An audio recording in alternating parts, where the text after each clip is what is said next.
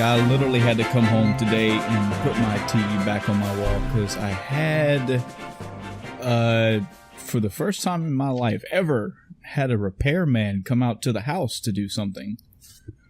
I've had this issue for a while now with one of my TVs. I've got I think a 65 inch and either a 55 or 60, I don't know. Anyway, the Vizio TV I have, the bigger one, has some weird issues where if I go from one HDMI input to the other, it will it's almost like the software will kind of hard reset itself. Like it acts like it's shutting off, but it doesn't. It just kind of just sits there and powers back on. And if I try to go to another, so like if I'm on HDMI 2 and go to 1, it will like reboot its internal software without powering down. And after, I don't know, about a minute worth of waiting time, it'll be back on the first input I had it on. If I try to swap it again, it'll do it again. It does it like 4 or 5 times. And then, I mean, I was dealing with that. It is what it is. I'm not a picky guy. It's under warranty. I just didn't know if I wanted to go through the hassle yet of going through a return possibly. And then a couple days ago, it was having a whole nother issue where randomly the TV would just shut the fuck off. So I'm playing a game. That's pretty much what it was always doing right in the middle of a gameplay, and the TV would just shut off. Did it probably about 5 or 6 times before I said, all right, fuck it, warranty time. I called Vizio, and instead of replacing the TV, which, I mean, come on, I paid like over $1,000 for this TV, so I can understand their point of doing it this way, but they're like, yeah, it's possibly a known issue, and we're going to order the part, and we're going to have a tech come out and install it ourselves. No charge, yada, yada, yada. It's like, cool. So there were some stipulations with it that they wanted to know ahead of time. They wanted to know if the bottom of the TV was more than 5 feet off the ground, which it wasn't. And I think there was also a weight question. So I think that was going to determine how many people were they going to send out here. And it's not over 5 feet off the ground, but it is heavy. But they still only sent one technician.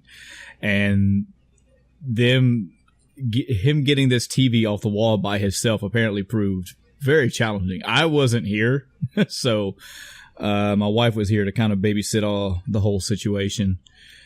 And he got it off, but apparently he could not get it back on. I think he even got my wife to help, which I'm like, shouldn't be doing that shit. You should have sent 2 texts, but whatever.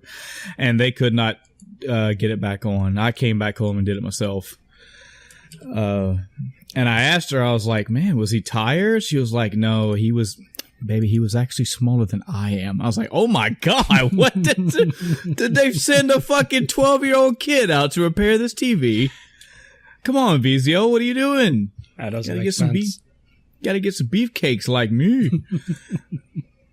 So, yeah, I told you I was on the way home, and I was like, fuck, I gotta put this TV up, and yeah, I got it up. So, a little bit behind, but otherwise on schedule. Hello, everyone, and welcome to the end of time. I'm Michael. I'm Chris. Man, I feel like today's report's like for a busy week, but I don't know. It really hasn't been for me. I think it's the fact that today's topic is what's got me like, oh man, lot. Yeah. I forget. Well, before we jump into the usual shenanigans, any well actuallys from last week, Chris, that you came across? Of course not. Yeah, I love that. Of course not. You're welcome, audience. That's what I say to you. Any news articles we want to dance over before we get into the weeks? I don't think so. I haven't really been paying much attention to a whole lot. I think for me, most of the news stuff right now is more trailer stuff, more screenshots, more tidbits, which most of the games I'm even thinking about pre-ordering. Like, I'm trying my best to steer clear of all that shit. I was actually thinking about that today. I was like, man, I did totally watch a 40-something plus minute, 50-something minute Cyberpunk 2077 trailer, but I think my mental justification for that is two things. One, if this game is as big as it's supposed to be, we're looking at another 200 to 300 hour game. You know, so an hour of maybe one little side quest, potential main quest spoiler, that's not really gonna kill the game for me. And two, this game is coming out when, Chris? In 2039. So I'll forget most of what I saw. When I watched the 2077 trailer, the main thing that I was really paying attention to was the amount of detail. You know, looking at when the main character was walking through the cityscape, for example, I was mainly concerned with the background characters, the cars, the buildings, stop signs. Like, what does the environment look like? Like, how they're really, really pushing that this world looks real. Okay, so let me see how real the world is.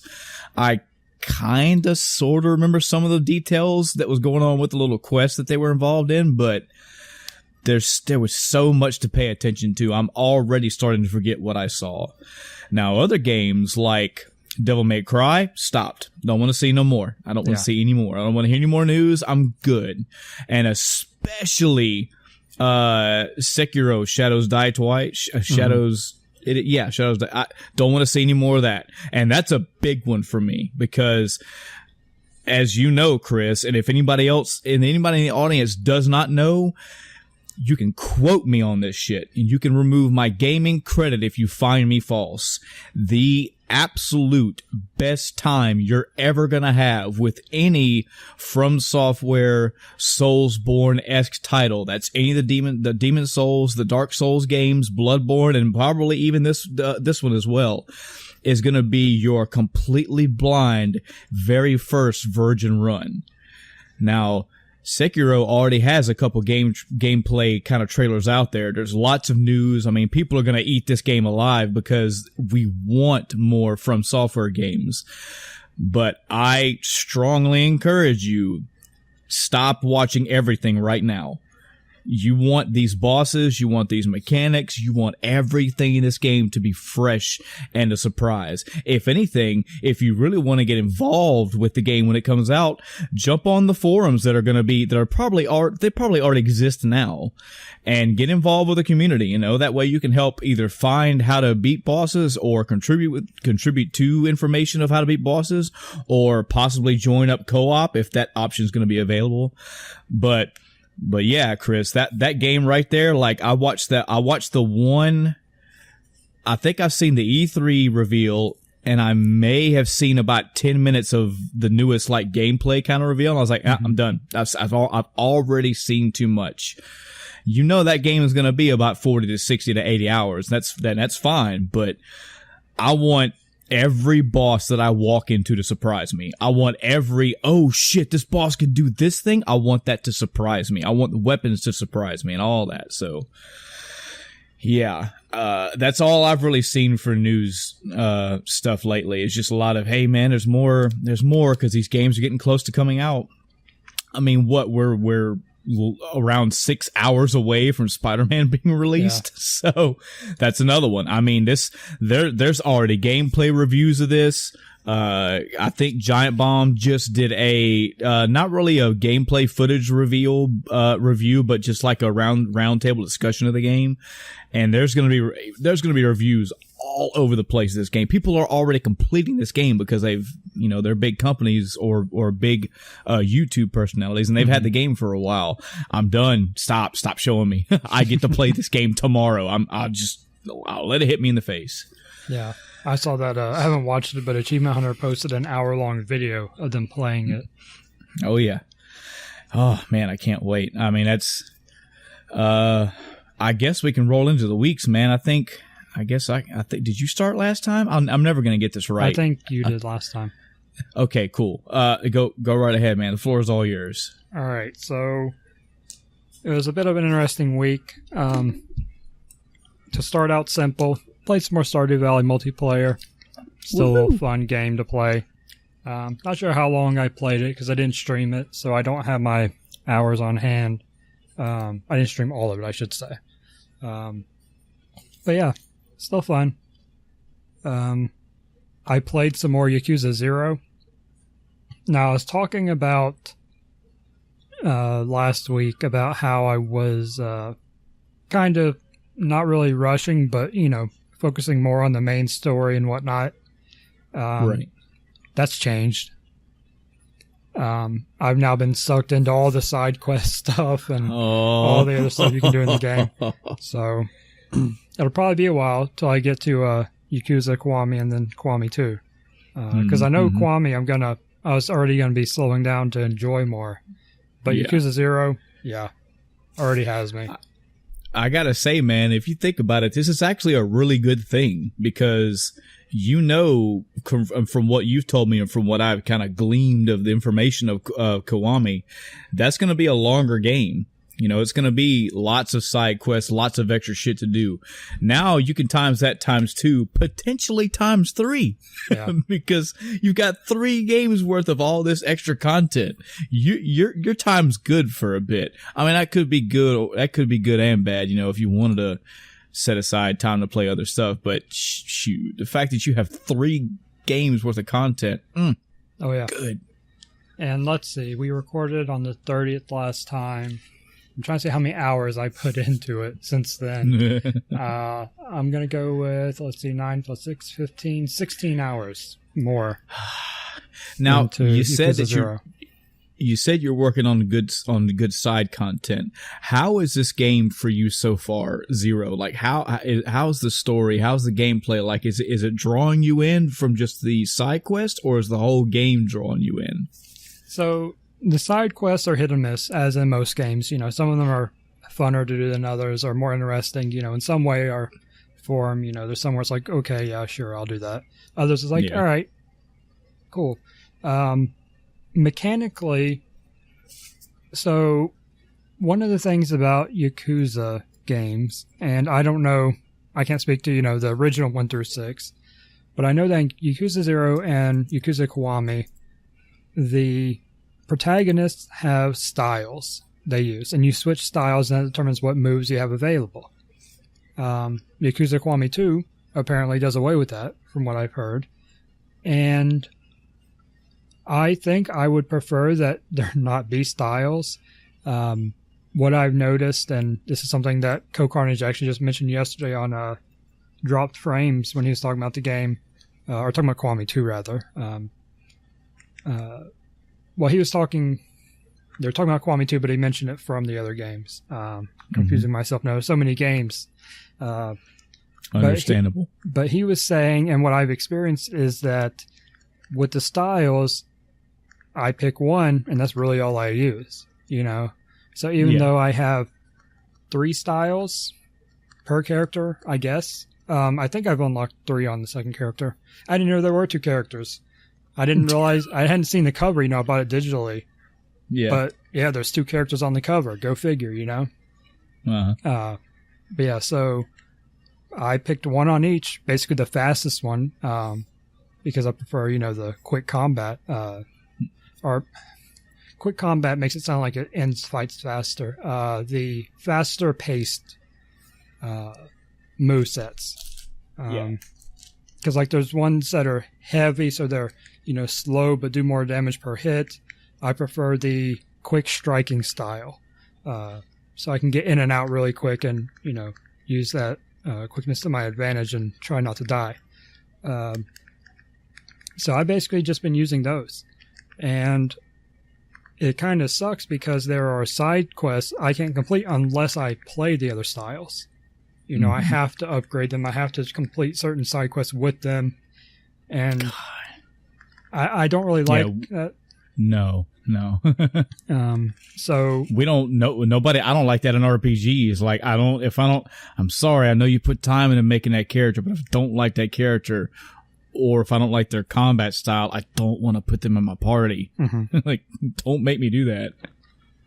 Yeah, but as far as main story, it doesn't matter what style you use. This is only particular moments in time, mostly side stuff or unlocking stuff for that side style rather. So, eventually I'll do it because I want to unlock all the styles. but until I get to that point, I'll just stick with the quick one, Yeah. Other than that, the gameplay is solid. The game's not very old, so it's not like it's, worrying too much about it being still acceptable, It looks decent. The cutscenes, of course, look good and still hold up, no issue. Like I said, I don't think the game's very old. I'd have to actually look it up.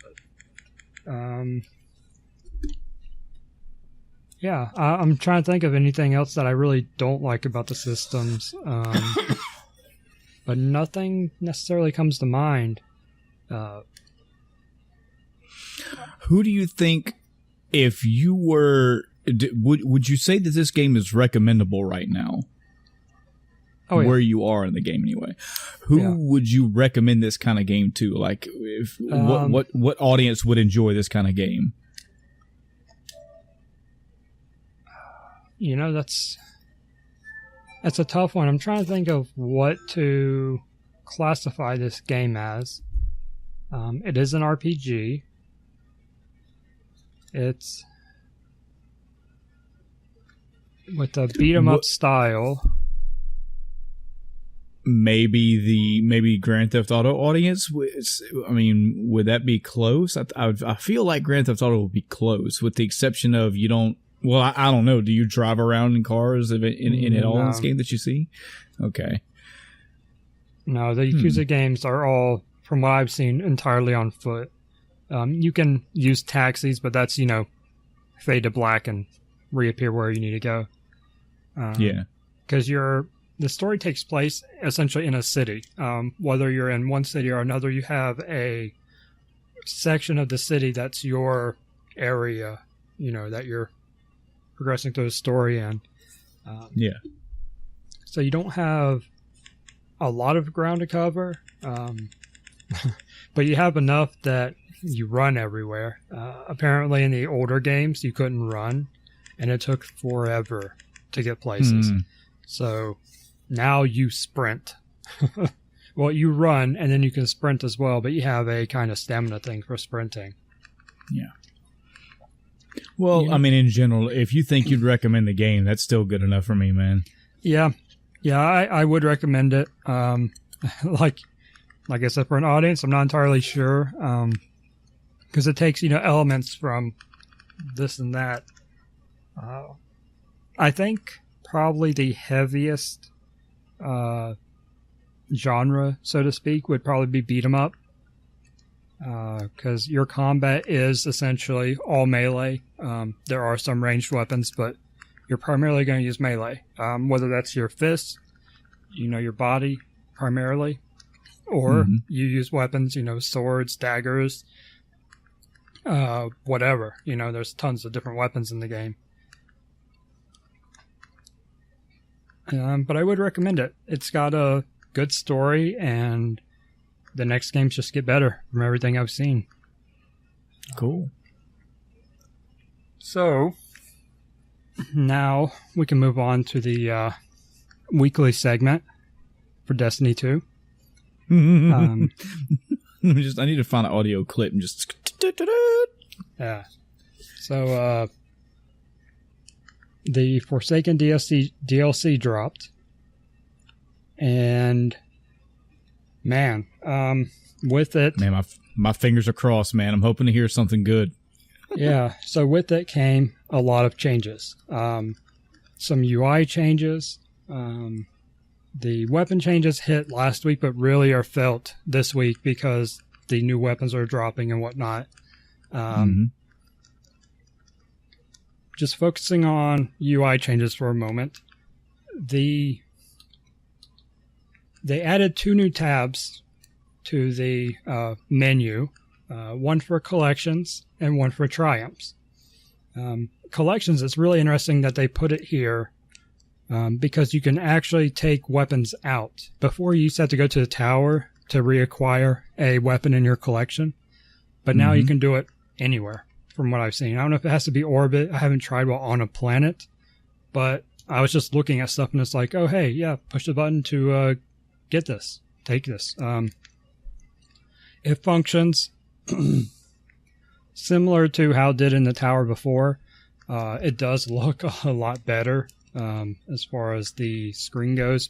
In the tower, the collections were essentially just a bunch of icons on the screen, and you hovered over, to look at the details of the weapon, and you had a few different pages. This one to show exotic weapons and armor and stuff.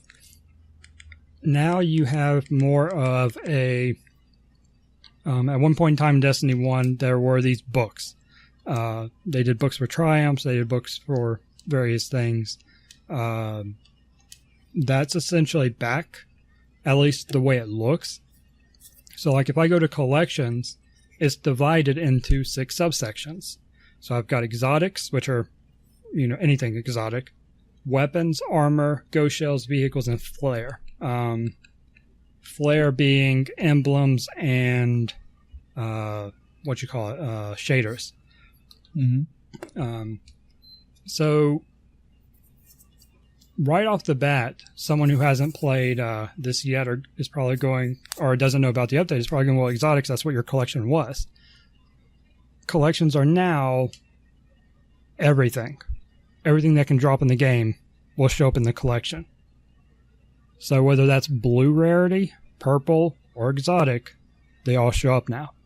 And you can reacquire ones that don't have random rolls, which is an interesting choice. I'm not entirely a fan of it. I'm actually scrolling through menus now to check a couple things. The thing with the random rolls is in Destiny 1, they existed, and you could still get stuff out of a collection that had random rolls. It was just always a certain roll. Which isn't bad, If you want the weapon, regardless of rolls, why not be able to take it out? Yeah. So I don't really understand the point, but for the essentially year 1 gear or weapons, you can take all of them out. And it's pretty cheap to do so in comparison to upgrading them. So like I have my Nameless Midnight, which of course was like $379. But if I take it out of my vault, or out of the collections rather, it's going to be $480. Because I'm high enough now. I'm 498 light. So it's better for me to take it out because it only costs a few shards and some glimmer to take it out. Right, makes sense. But yeah, so these collections are nice so you can see what you don't have, especially with the armor and whatnot. And actually on the armor shows you by set and by source. So it's like, okay, well, I know these all come from Crucible. These are Crucible sets. I think as long as you have one piece of a set, it shows up. Or no, not even. For these in particular, it doesn't hide anything. But like I can see right now the Iron Banner gear for the next Iron Banner that hasn't started yet. And so that's pretty cool. The other tab that's interesting are the other, new page to the menu, I should say, are the triumphs. This also is not a stranger to the menu. This was added in Destiny 1. It was that book form, so they kind of used it for both. But on Triumphs, they actually changed it up, so it's not books, but they're divided into categories as well. So you have account specific triumphs for leveling a class to the maximum level, unlocking all the subclasses. All these things now reward a score, a triumph score, which is similar to the Destiny 1 score that was in place. There is a little bit of controversy about this particular section, because there is one that for whatever reason, and it's not worth any points, but there is a triumph for owning the limited edition version of Destiny 2. I don't know how I feel about that. So it's like, okay, you can't earn this in game, but it's considered a triumph, and it's like it's right next to, complete the campaign in Destiny 1, participate in the Destiny 2 beta test. All these are worth 0 points, but it's not it doesn't matter, When I'm looking at this Moments of Triumph page, or these pages, because there's 2 of them, I am at 18 out of 19 complete, because I don't own a limited edition version. I do own the deluxe versions, that came with the season pass and whatnot, but that's not, the version that counts. It's like $100 version or something like that. So my $80 version isn't good enough. And it also doesn't help that people that actually own it also aren't getting credited for it, so it's bugged right now. But I'm hoping they'll just eventually take it off completely, because it's not something you can earn in game. They'd be getting a lot more flack if it's worth points, but people still aren't happy about it. There's a huge thread over on Reddit when I was taking a look at it yesterday. But aside from that, the new Triumphs layout is nice. You can go in and it will tell you how many Triumphs there are, but it won't spoil anything. So until I completed the story, there were a bunch of question marks on the page for the DLC zone, because it wasn't gonna tell me all these things. Some of them were there, but it was just, like location based, like go do the lost sectors, which isn't anything hidden. They're marked on the map and they're not story related necessarily. So not a big deal. I did beat the game earlier, and I'll talk about that once I talk about, some of the changes they made, but I still have a thing that's all question marks and is 0 out of 65. Okay, so there's 65. I don't even know. Well, yeah, I bet it's probably going to be whatever the raid area is going to unlock that one. But it's, yeah. So they're really good about not spoiling things. Let's see. Is there anything else UI related? I don't think so. They kind of changed up some systems. So you gain, and this is, some people aren't happy about it. I'm okay with it. The caveat being that you don't unlock some of the stuff until you beat the game. So you don't really see how it works completely until then. You just have a idea of how it does or how it works. So on the map, on the director rather, in year 1, you press the trigger button and you see all your milestones. Those are only there now if there's something story related for you to do. Which some people aren't happy about. I'm okay with it. In a sense, I understand those that complain about it though, because it's nice to have everything in one spot that you're, trying to do. But instead they are placed basically in the inventory, under a pursuits tab, which are essentially your weekly objectives. It's not any different than the old bounty system from Destiny 1, and they had put bounties into Destiny 2 with the last DLC, I think, or it was after last DLC. Not a big deal. I'm fine with it either way. They do need to tweak it so you can track more than one at a time. In Destiny 1, it was 3 at a time, which is good, especially like if you're in Crucible and you have, okay, I need kills with this subclass, I need kills with this type of weapon, and I need to win matches. I can track all 3 of those at once, hit the back button, and see the progress on all 3 at once. Now you can only track 1. Again, not not a super big deal, but a small change they could make to make it a little bit better for us. Yeah. Let's see. I think that's about it for UI changes and stuff. New weapons, the bows. I love shooting a bow.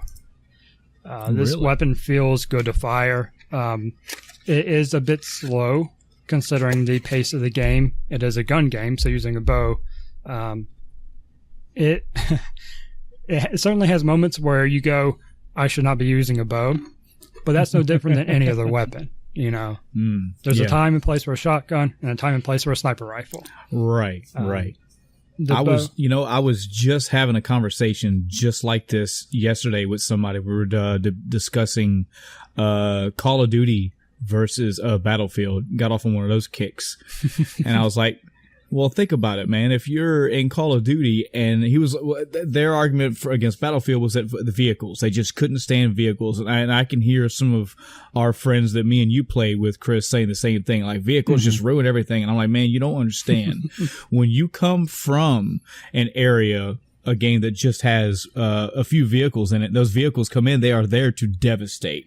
And you're very, very limited to the interaction you can have with them. But when you go to Battlefield, there's vehicles everywhere, and you have lots of options. If you get a bomber that comes in and just waylays people, if I'm that guy that has a rocket launcher, I can try my best to take that thing out before it does too much damage. But typically, you and all the other 5 players you're with are like, oh, man, fucking vehicles in the area. No. Well, if I'm playing Battlefield, if I'm on foot and you're in a tank, I'm not scared of you because I can get around you. And if I have the right class and even the right weapon or just the right tool, your tank can get done. Or at a minimum, I will get your ass out of there. So yeah, the same mentality, man. There are a lot of times where you're not seeing you will have weapons that you're like, yeah, I should not be having this right now. But depending on the situation you're given, they are perfect. Yeah. And it's very satisfying. I think they did it very well.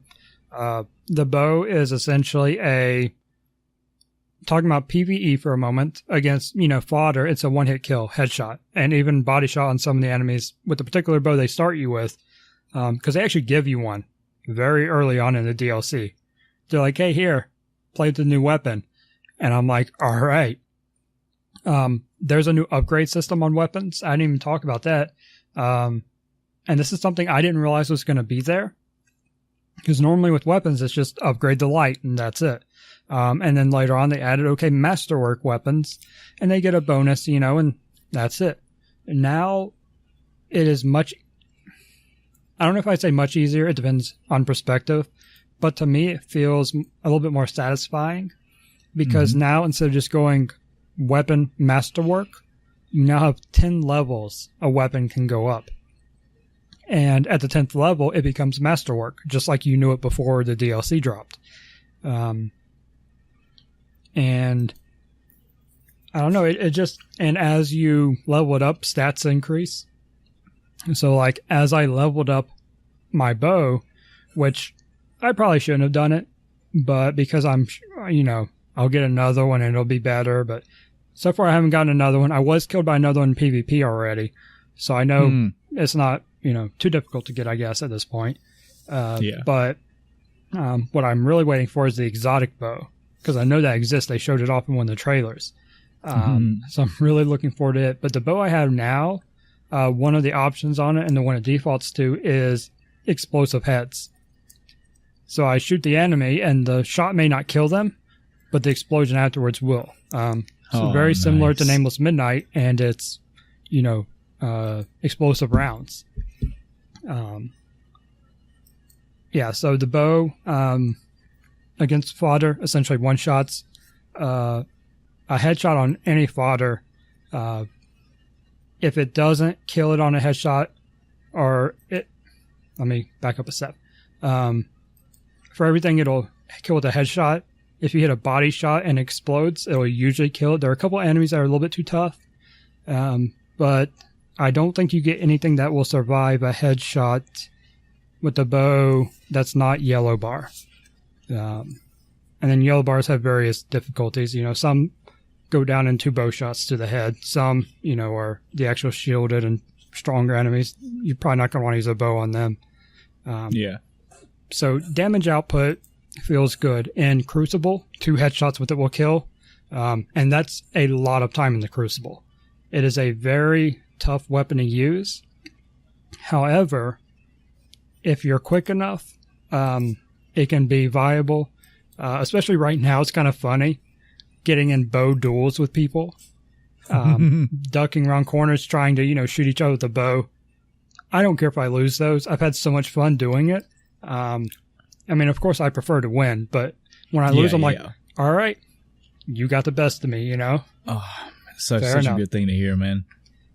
So it's a very satisfying weapon. And as I'm using it more and more, the way the weapon works, being a bow, surprise, surprise, you draw back the string and release and fire, right? Makes sense. So the way the bow works here is when you draw it back, it takes it a moment, and there are actually lights on the bow that indicate this. It kind of charges up your shot, and if you release it before the lights turn green, it'll go, but it'll arc downwards. So essentially, you know, and if you have no power behind you, just tap the button, it'll just kind of flop in front of you onto the ground, which is actually useful if you're against like thralls that are coming at you and are in melee range anyway. You can sit there and spam the bow and hit them, and you won't do as much damage because it's not a charged shot, but between just the damage from it and the explosion, it'll massacre thralls. So it's got a little bit of close range usefulness. It really suffers in that just out of melee range to not quite mid-range is where it suffers, because enemies are so close at that point and they're typically going to get some good shots on you before you can get the weapon off. But right. Once you charge it, it's almost like a sniper rifle at times. I have not seen a distance maximum on it. I'll aim across the map at, you know, a sniping enemy in PvE, and I can get a headshot as long as I lined it up. The aiming on it is very solid. The aim assist, I have the accuracies maxed out because of the upgrades, so I'm sure that gives me better aim assist by default.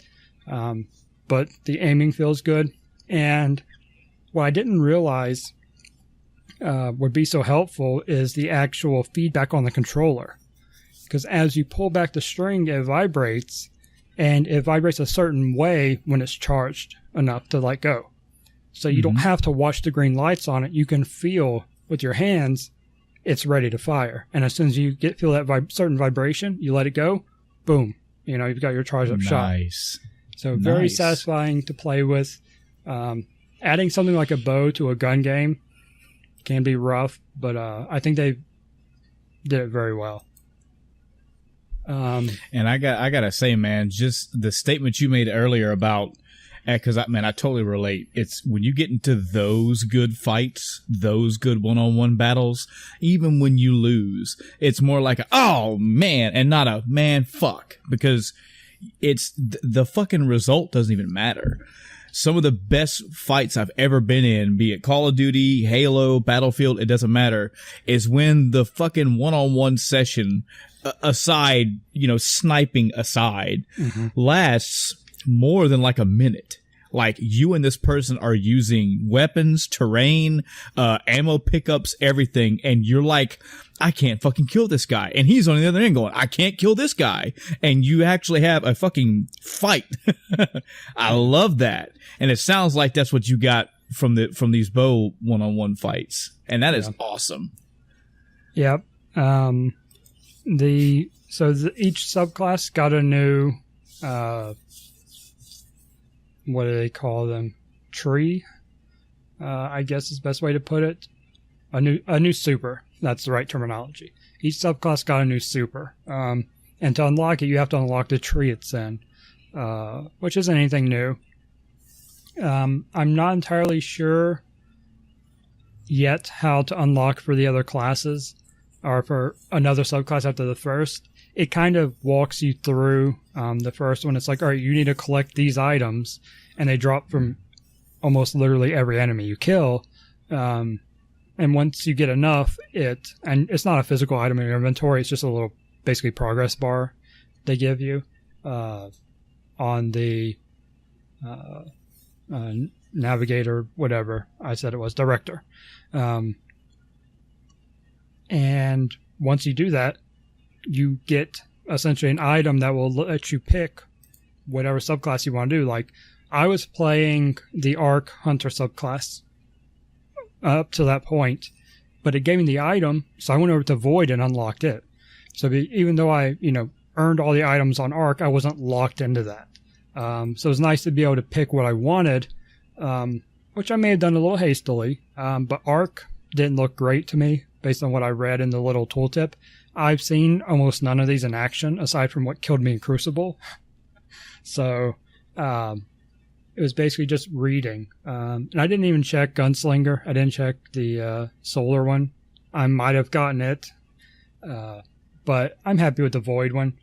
And once you unlock it, as you use Void abilities and Super, it unlocks the little nodes that are part of that tree. So you unlock the Super from the start, and then you unlock the other, little side abilities.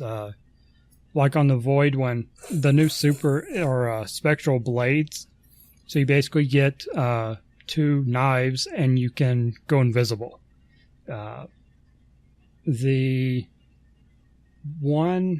The first one you unlock is your smoke bomb, and it does damage over time. I mean, just like it did before. The third one it unlocks is getting precision kills while you're crouched. Give a bunch of different boosts like invisibility, true sight, which I never even heard the term in this game before. I'm assuming that means you see invisible enemies, which would be very interesting in Crucible against other hunters that are using the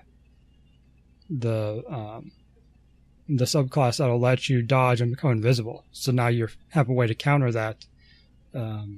Don't think it has much of a role in PvE. I think that's purely a PvP thing. I don't know. So each of these have their little tree. I haven't looked into the others. That's just an example. Nothing crazy out there. I'm a little curious if Hunter kind of got screwed on these, because everything I read leading up to the release was that the new Supers were ridiculously overpowered. Based on what I've seen of, just for example, the one I have unlocked, my Void, essentially Void Blade Dancer, it's just like the Arc, Super. I don't really see it being any stronger, which, don't get me wrong, the Arc Super is really strong. But I don't see it as being super strong or ridiculously strong. So maybe Hunter got the shaft. I don't know yet. When I play my Titan or Warlock, I'll get a better feel for that.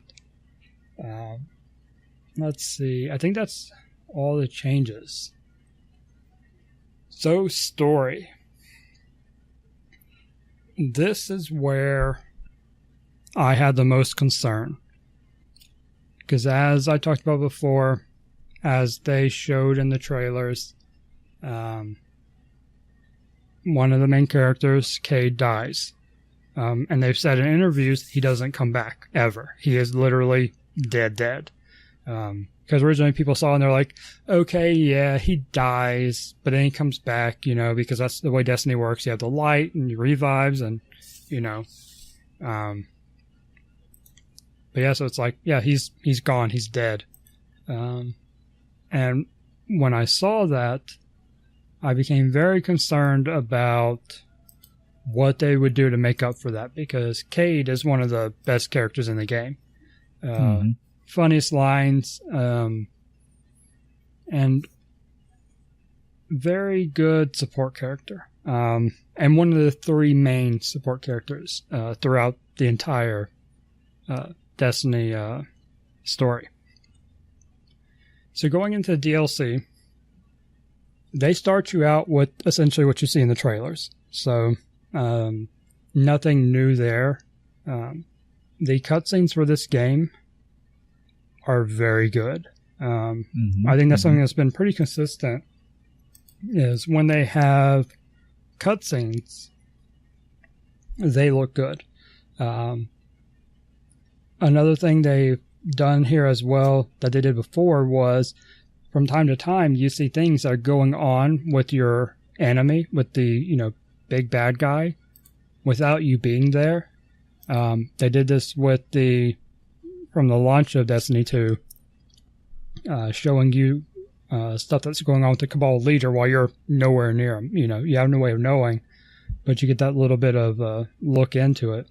And it adds a lot to it, because you're getting to see what's going on before you get there. It's not it's not the typical RPG, oh, the good guy got here right as I was doing my bad guy stuff. I was just sitting around waiting for him before I did whatever I was going to do.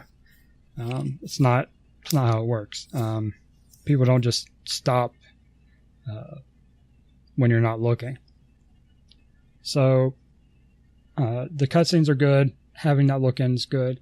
I did beat it today.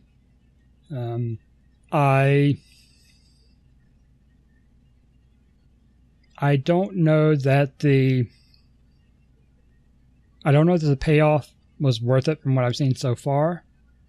I do think that maybe I need to see what story-related stuff the raid will have.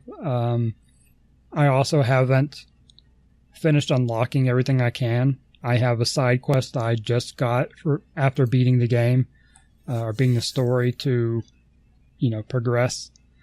And that may be the other zone I was talking about. There's all question marks for me now. I mean, I'll have to wait till the raid. But I don't know.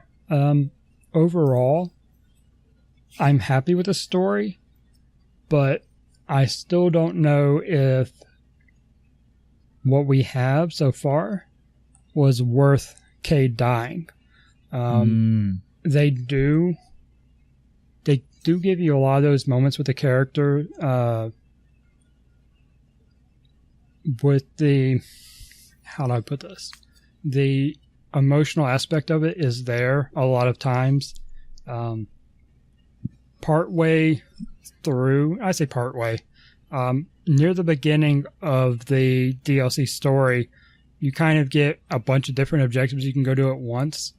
And this is something that was touted as being, having more choice in what you're doing.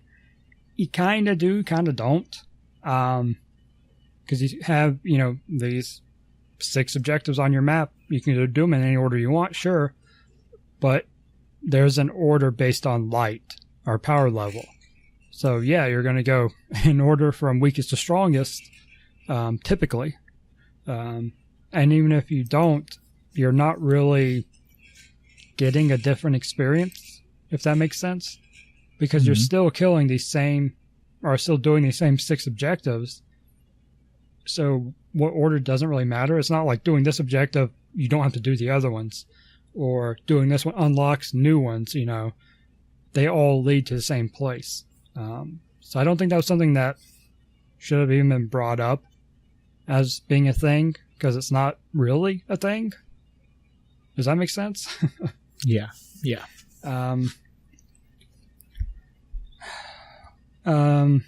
Without getting into spoilers, the ending of the story was... So there's a twist in the story near the end that I thought was very interesting. I was curious as to what impact it would have, wrapping up the story. And then after that, the final boss fight has interesting mechanics and I like the fight itself. The whole story, and I don't know if this is just because I was already higher level, you know, I'm not a new player coming in or even an old player coming in at a lower level. I did stop and do Crucible for a bit, so I gained a few levels that way. But the story felt easy on almost every fight. There was one, I think I had one fight where I actually died on. But aside from that one, I think I only had one other fight where I was close to dying. The final boss fight, I got low health like once or twice, but I had no issue, you know, getting away and healing. So I didn't feel challenged at all. The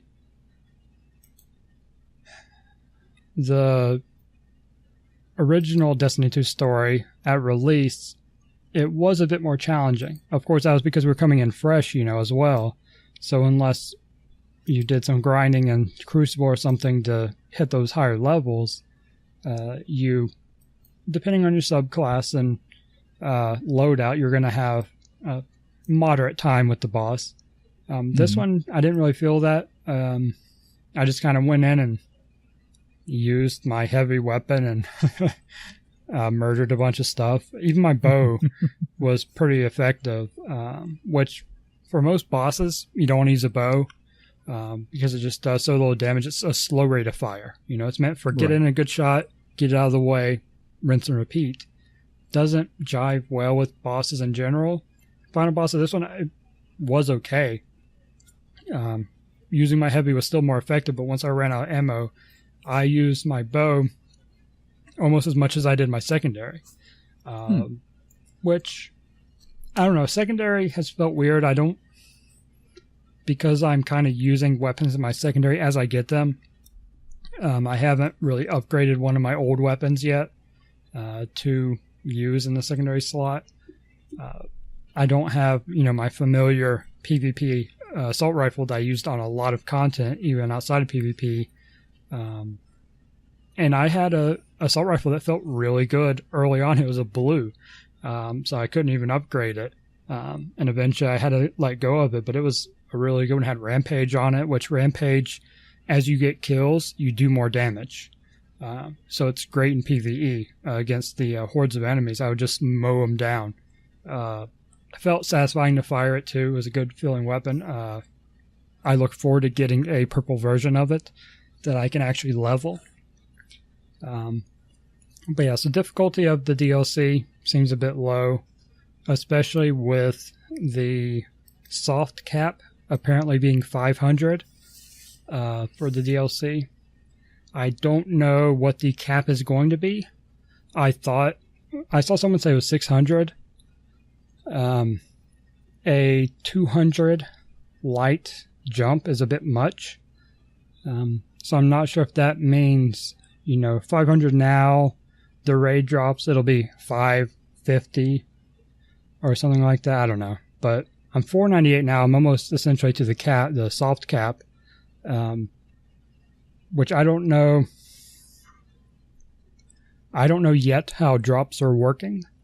As far as when I should expect to peter out on the being able to upgrade just off every drop I get. I have had a couple that dropped at 500, and that's it, even though I'm 498 now. But I also had drops from like Crucible that when I was roughly I think it was like 430 light, they dropped at 503. Which is such a random number, and a number that was also, I saw someone else mention on Reddit. So I think that's kind of a benchmark at that point for what they'll drop at. So I expect the rewards from Crucible at least are going to drop a little bit higher. Maybe we can get away from not being able to, you know, improve other than the powerful engrams, which I think I've gotten one of so far, just because I didn't want the icon there bugging me, and I'm already pretty high. But I'll see once I start getting to the powerful engrams. Most of those unlock after the game, after you've beat the game. So now I have 4 other objectives I can complete weekly. I'm assuming weekly for the powerful engrams. But yeah, so story overall, good, but I'm not yet sure if it was worth it. Bit anticlimactic at the end, despite the twist. Yeah. It's okay to want more, man. I'm telling you. It's especially okay to want more when a high profile, even if it's not the main character, when a high profile character is killed off, you gotta come back with something good. Mm-hmm. And there's nothing wrong with wanting that more good added to it, you know? And I do want more. I felt like this was a very short DLC. Not that, Destiny is known for its long stories. I put in 9 hours of play so far. I didn't play it all yesterday, but between Tuesday and a little bit today, I got 9 hours in, and probably 2 hours of that was Crucible. So roughly 7 hours, which is about right for a Destiny DLC, but for the opening DLC of Year 2 with such a big plot development, they probably should have added some more interaction in between. There aren't a whole lot of objectives for the story as it goes, other than, kill things, which, yes, it's a gun game. Yes, it's Destiny. Yes, you're killing things all the time. But normally it's like, okay, kill things to get to this place and do these things. Killing is kind of a secondary objective. Killing is essentially the primary objective, which, again, isn't necessarily bad when you're trying to get your revenge, essentially, or wanting to go kill everything because of, Kay dying. Makes sense, but it's very short. And I do wish there was more, because what there was pretty good. It just wasn't enough and didn't end for me in a very good way. Yeah. So, I look forward to this area I haven't unlocked yet, and to see what they do with the raid. Like I mentioned, the boss mechanic for the end. There were a lot of boss mechanics. Some of them were similar to the mechanics that have been used before. The final boss also wasn't anything really unique, but the way it was executed was done well, and the area leading up to the final boss was very interesting. It was unique enough. Won't say entirely unique, but it was unique enough to when I entered it, I was like, oh, this is neat. What is going on here? So overall, I would say I'm tentatively satisfied for now, with the DLC. Satisfied, but they could have done better. That's what I'm hearing. Yeah. Like, it's good that you feel like you got at least most of your money's worth out of it, but when you know that this is Destiny, this is not some fourth-rate game by now. Like, this is a big deal, and I kind of feel like you feel they should have put some more work into it, basically. Yeah. And that's, why I said tentatively. This new zone I unlock, the raid, they may add enough to where I go, okay, I'm good now. But until then, it stays at a nice tentative. That's it for my week. All right. Well, this week, so let's get the real world stuff out of the way. It's been kind of a wet fart of a week, for lack of a better phrase. There was a tropical storm that went into a Category 1 hurricane, back down to so I don't know the actual mile per hour. I'm gonna say it's 70 or 75. That changes it from a tropical storm to a hurricane, a Cat 1 hurricane. And this storm just kept bouncing in between there. Like, it'd be 60 one day, it'd be 75 to 80 the next day, back down to 65, back up, like back and forth. So, for a frame of reference, I live very far south in the United States of America. I'm probably, if I had to calculate it, where my house stands, I'm probably 11 miles away from the coastline. I've pretty much lived down here my whole life. Mm-hmm. I've been through hurricanes, several categories worth. Almost, I've been through every single category of a hurricane where I've lived, including Katrina. Mm-hmm. And I will tell you now that I am definitely, this is me now. This is me speaking from personal experience. Category 1 or a 2 hurricane, they don't really bother me at all. Yeah.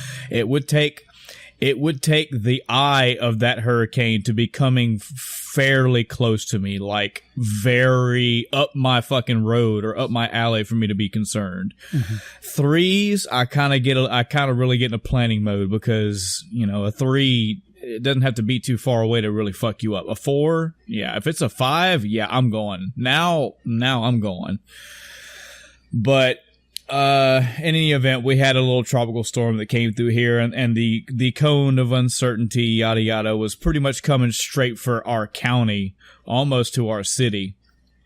And my wife went into work that day. She works at a hospital here, so there comes a point where she basically goes on lockdown when she's at work, and it's like, you know, she'll be home whenever she gets home because, you know, they're going to be handling all the medical emergencies that come through, and they can't go.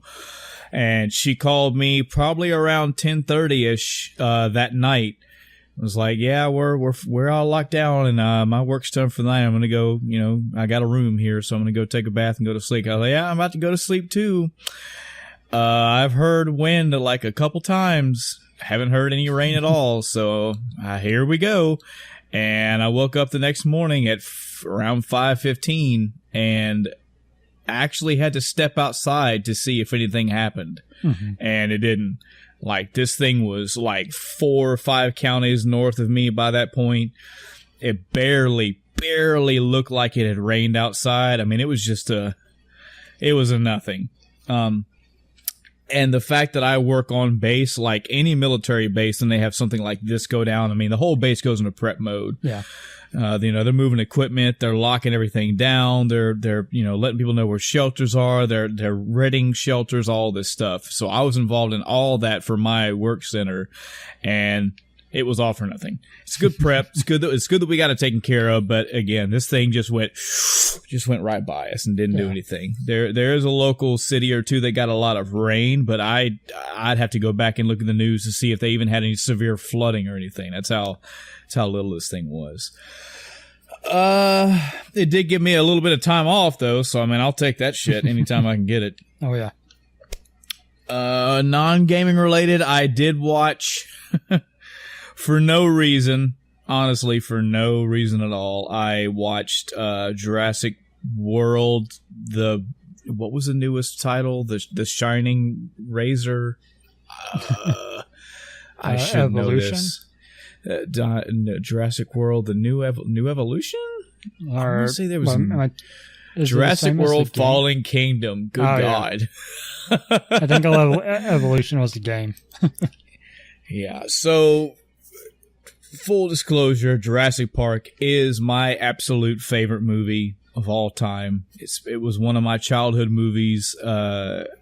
I mean, right up there with The Goonies. I've seen The Goonies like 70, 80 times. I grew up with The Goonies. I told people for the longest time The Goonies was my babysitter. Same thing with Jurassic Park in my early teenage years. I love that movie. I don't really care for the second one I don't really care for the other ones, honestly. They're okay, and it's cool to see the dinosaurs on screen, but as far as movies, I mean, Jurassic Park: The Lost World pissed me off the most because this had the same guys. This is fucking simple solution or equation that Predator had. You take dinosaurs, you pull them out of the jungle, you put them in a city. Hell yes, that's awesome. That's what you need. You need that crazy chaos. Same thing I thought with the Predator 2 came out long time ago. I was like, yeah, you pull the Predator out of the freaking, you put him in a city. Awesome. And neither one of those movies panned out the way I wanted them to. I would say I would probably go back and watch The Predator 2 before I watch Lost World again, just because I like The Predator.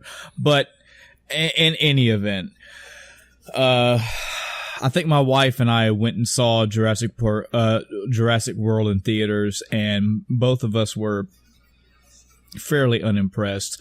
I did not watch this with any hope that it was going to be better. I kind of felt the garbage tier from the trailers. I simply watched it just to get a negative opinion of it, and that's exactly what I got. It had some promising things here and there, but man, how the mighty have fallen when it comes to Jurassic Park. I mean, I could watch this entire series and do a book report on how this whole series went downhill. And this is completely aside from the books. Okay, I've listened to the audiobooks. Notice I said listen. I haven't read them. I've listened to the audiobooks. I know that they are the books are way better. That's typically how it is anyway. I can still watch Jurassic Park as it is and love that movie. But when I watch these other ones, especially this last one, it's like, man, they really want to cash in on the, hey, you remember T-Rexes, right? Yeah. You remember raptors, right? You remember that big freaking megalodon type underwater monster from the last one, right? And it's just something that most movies are doing these days. They're cashing in on the I know that moments. Mm-hmm. A lot of this stuff just didn't make sense. I mean, I the guy who who watches other people do it but don't do it himself, found myself picking apart this movie as I was watching it. Like, this doesn't make sense. That's not in line. You can't do that. And I don't know. I really don't know what can be done with this series by now. I think this series is so big that they're scared to do what needs to be done. What needs to be done is this needs to be handed to... I don't know who directs these compared to who directed the old ones. I'm pretty sure Spielberg did the first one. But they need to take this whole Jurassic Park theme and reboot it. And reboot it with a whole nother directing, writing, everything team. And they need to try to get this as, I say, pretty much as dark as they can possibly get it. I mean, there's no mystery now. Now it's all big and flashy, and we've seen it all. And I don't know. That reminds me. Something I forgot to mention real quick, if you don't mind. No, I don't mind at all. I do it every episode, so go right ahead. Uh-huh. Yeah, so a lot of stuff I read, going back to Destiny 2, about Cade's death was that they hoped Destiny got a lot darker based on it. I think it's on track, but I don't feel like they did as much as they could have to go in that direction. So I need to get back on Reddit and see what people that said things like that are now saying about, if they're satisfied with where it's going, or if it's, not near as dark as they want it to be. So just want to throw that out there. Yeah. I honestly we could have a whole Jurassic Park episode. I'm not going to lie. I could talk that much about these things, but at the end of the day, I watched the newest movie and was very ho-hum. It is what it is. I don't know if this series is ever going to be, I think you just stick with Jurassic Park 1 and then move on with life. Like you're good. Jurassic Park = Metal Gear Solid 1. Just stick with the first, let it be, and forget the other ones exist. You're not missing anything. If you really want more Jurassic Park stuff, go read the books or just listen to the audiobooks. You'll have a good time.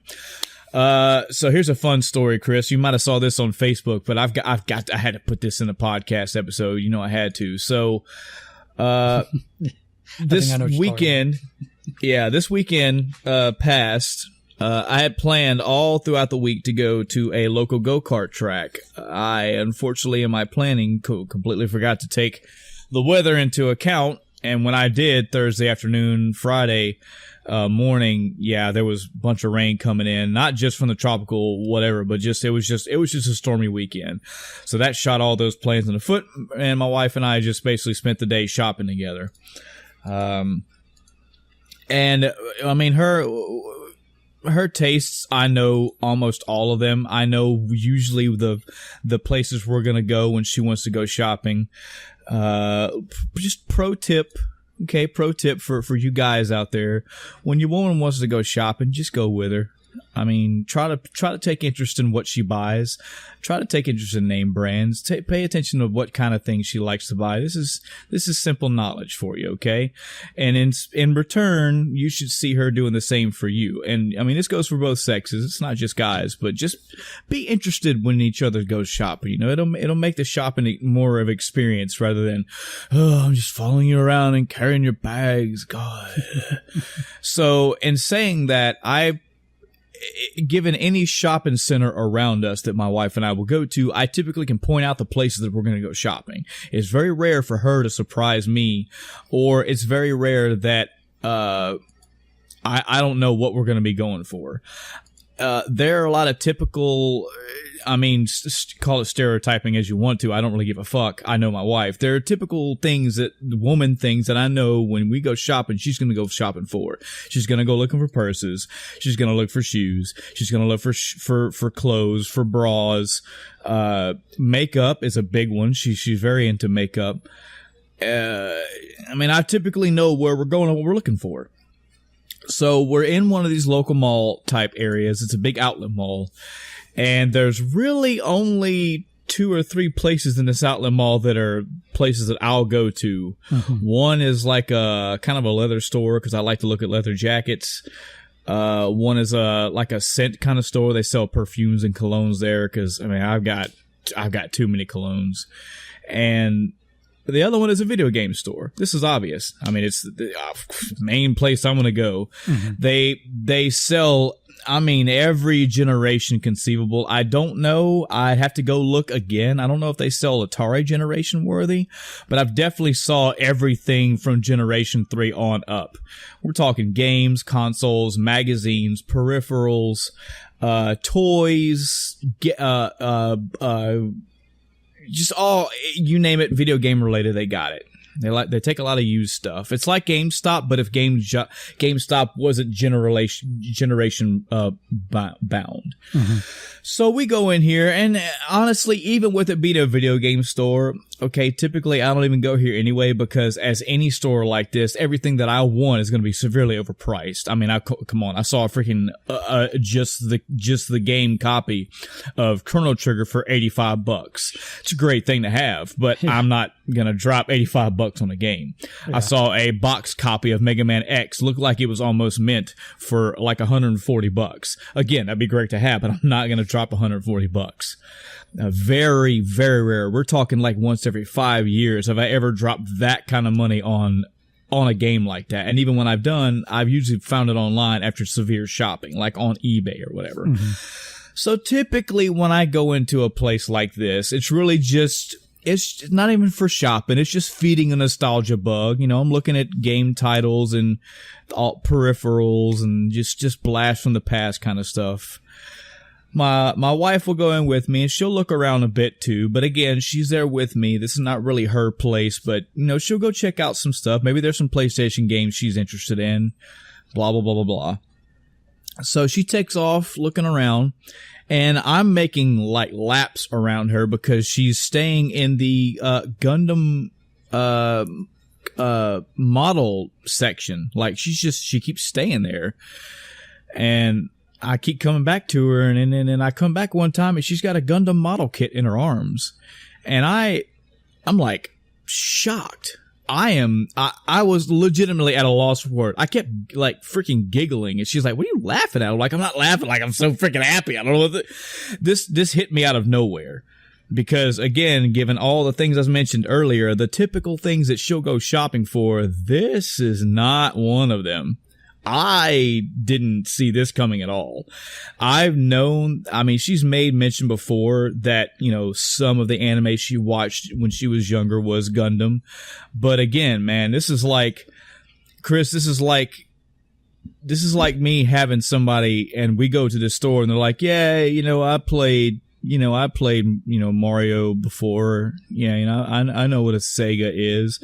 And then they walk out with a freaking Nomad and 4 Nomad games or 4 Genesis. Hey, this has been my thing. I've been looking for this forever. I need this. I'm like, what do you mean you need this?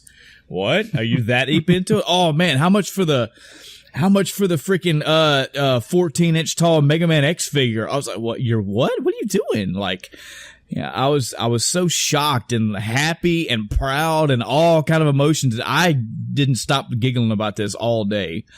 And sure as shit, man, she came home and she bought 3 of them total, and she put one of them together the same day. Well, the next day actually. And it's been downhill since then. We bought a subscription to Crunchyroll, so now she can watch all the anime that she can find, which that's a whole nother story, which I'm fixing to tell you. But yeah, I mean, I'm like, this is my thing. Okay, I can feed this addiction for you. You know, when we go somewhere shopping, you pick out makeup. I can't really offer anything. When we go somewhere, we're shopping for clothes. I can offer, yeah, that looks good, or I don't think that looks good, but I really can't offer much. You tell me you're into anime or stuff in that vein, yeah, I could offer stuff. I'm a part of this. This is my thing.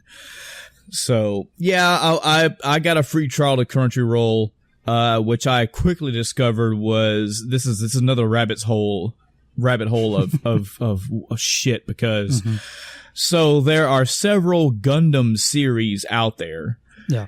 She's into the later generations of Gundam, like Gundam Seed and Gundam Wing. Okay. And mostly what we found, which was good for me on Crunchyroll, was Japanese dialogue, English subtitles. Great for me. That's my thing. But unfortunately for her, she's now having the problem that I have when I'm trying to watch anime and play video games. She's trying to put this model together, but she can't watch Gundam because she has to read everything. So I said, okay, that's all right. Let me go see if I can find some dub stuff. I'm, okay, you're not a snob like me, so dub will be okay for you. You watched it on the Cartoon Network probably, so you're used to dub anyway. Yeah. None of it I could find dubbed on Crunchyroll. So then I went to Funimation. Funimation now, I think, is like their app thing. Yeah. They have one, I think maybe even 2. I think the other one's a movie, but they have one Gundam series that is dubbed. That's it. There's like close to 12 to 15 different series out there. Couldn't find any of them dubbed. And I kept searching, I finally just gave up. We're going to end up getting the anime our way. I'm probably going to buy it from somewhere at a reasonable price.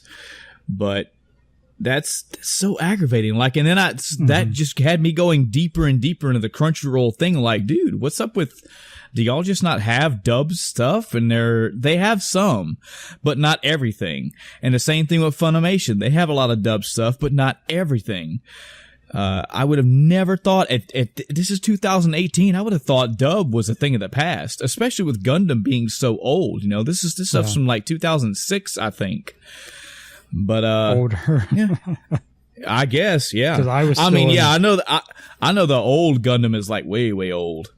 Because I think when I watched on, like you were saying, Cartoon Network, I don't even know if I was in high school yet. That may have been middle school, early high school for me. Yeah. So, well, there'll be more to follow with this down the road. Like I said, she's got a couple more models to put together. She was happy. She had a good time putting them together. It wasn't a freaking laugh out riot. I mean, you're putting together tiny pieces on a model kit, but she enjoyed it. She has a couple more to go, and I'm fucking happy. I told her, I was like, this makes you sexy as hell to me. Like, you already were, but this is fucking hot. Like, yeah, I got that girl that goes into fucking video game, hobby places and comes out with a freaking model kit. Like, yes, I love it. So, yeah, there's that. I think, once again, I think there was something else I was going to bring up, but I have forgotten. So it must not have been important. Time to get on to the games. So I mentioned that I've already beat Persona 4, and now that I've come off that, I was trying to figure out what I wanted to play next. Got into a little bit of turmoil of jumping from random game to random game. I played like Mega Man X4 for just a bit as Mega Man, because usually I'd say 7 out of 10 times I play as Zero in that game, and I just felt like I had a little Mega Man mental kick And I felt like going through a little bit of Mega Man. Didn't make it too far. Jumped to another game. And I'm not pointing out Mega Man for any specific reason, because I did. I went from game to game to game. I brought up my PlayStation 2 and went through a few random games. I played like a Bloody Roar game for a minute. Played my PlayStation and was going to start... what game was that? Vandal Hearts, and I just kind of kicked that off. It's just, like I said, the usual little turmoil for me. Mm-hmm. And I forget, I don't even know why this came into my mind, I guess because I was back in, my other groove where it's either RPG or Metroidvania, and I had a mental note to want to play a Metroidvania game, and I don't know why this one came back in my memory, but I started playing through a Steam or a game I got on Steam called Iconoclasts. I hope I'm saying that right. Iconoclast, sure. Mm-hmm. So this is a Metroidvania, as I said, but it also again follows kind of the same mentality of now I forget the other one I played. It's not so much like areas of the game are going to get blocked off and you have to run all around the globe back and forth, which to me, I love that. I know some people don't like that, but this is more like a streamlined kind of Metroidvania. You're going to kind of go from one area to the next area, get upgrades and et cetera, et cetera. And there's a little bit of map adventuring, but it's fairly straightforward. Some notable things about this game, I'll tell you right now, is definitely the dialogue and the story. I came into this game slowly beginning to hate the dialogue, not for the content, not for the quality, just because one of the paramount Metroidvania games for me, excuse me, is Super Metroid. And there's not a lot of dialogue in Super Metroid. There's not a lot of story into it. It's a very muted game that tells the story without telling the story. And you don't get that in Iconoclast. They're trying to drive a narrative. They're trying to drive a story. And I will wholeheartedly admit the first maybe 3 to 5 hours, I was just getting aggravated because they would stop my gameplay and tell me story. But the further that I understood this story, the further I got in this game, it was bringing up questions. It was making me want to know where this was all going. And, oh man, it gets good. It gets really good. There is way more to this game than just running around, shooting things, grabbing items, moving on to the next area. And I'm thankful for it. Like I said, at first I didn't like it, but it grew on me. The mental questions that it drew in my mind made it get better. Where I slowly got away from disliking the game, stopping for narrative. I put over 17 hours in this game. I did beat it. I think there's a fair amount of secrets that I did not get. A fair amount of upgrades I didn't get either. I found the bosses to be challenging enough. I didn't have any Hollow Knight experiences for this, which by that I mean in Hollow Knight there were quite a few bosses in Hollow Knight that kicked my ass royally, and I had to come back to a boss several times. This one, most of the bosses that I died to, I beat them on the second or third try. So fairly, I don't want to say easy game, but it's fairly easy. Like it has its challenges, but you're not going to steamroll through this game. Mm-hmm. Maybe you will. Who knows? I can't recall if it actually had a difficulty slider either. If it did, I had it on the middle setting, so it is what it is. Very good art style. Very good music. Well, actually, no. Let me take that back. The music selection in this game is kind of lacking for me. Which, if you follow this podcast regularly, you'll know that usually Chris doesn't. He's either give or take about music. I'm all about game music. The music selection in this game was a little weak for me. I don't have too many tones that I was humming after I left the game. It was okay. It was there. The music in this game is there and serviceable, but the art style, the graphics, and all that. Oh, the sound effects design, good. Just the menu selection sounds. It's just, I enjoyed it. So it's got a couple mechanics in it that were interesting. She plays at her theme is she is a mechanic. And very early on in the game, you get this basically a giant wrench, and you can use that wrench to latch onto various nuts around the world, and you can either hang on them and swing off them, or crank them down to manipulate something in a level, and you see where puzzles evolve from that. She also has various weapons you pick up. Those weapons will have different uses. I want to say that you don't get hampered by any one weapon too often. It's usually they're all there are many enemies in this game that have, like, you have to use this weapon on them. Sure. So getting to an enemy, seeing obviously with a very obvious visual cue that this weapon is not working, swapping to another weapon, you don't feel like you're hampered down just by one weapon. You're going to want to vary it up, and they all have their own varying damage, output, etc., etc. One feature of this game that I did not use, excuse me, is there are, I forget the word that they use for it, but it's basically like a trait. You can purchase these extra abilities that stay with your character, like faster movement, or protects you from damage one time, or I forget the other ones. And you can have up to 3. I can't recall if you can increase those slots, but I want to say you can. The problem that I didn't like is, so to purchase these, you have to find various ingredients around the world, or various parts around the world. And to get, and I'm just making shit up here, to get the movement speed increase, you'll have to find like one bolt, one ivory capsule, one this and one that. And you'll find these very, very sparsely scattered throughout the levels. So when you buy them, you're like, yeah, I finally, after so many, hours of hunting and scavenging, I have enough to buy this thing. And you buy it, you hook it on your character, and you're using it. Cool. When you take damage, you have a meter that goes down. You take enough damage, that goes away.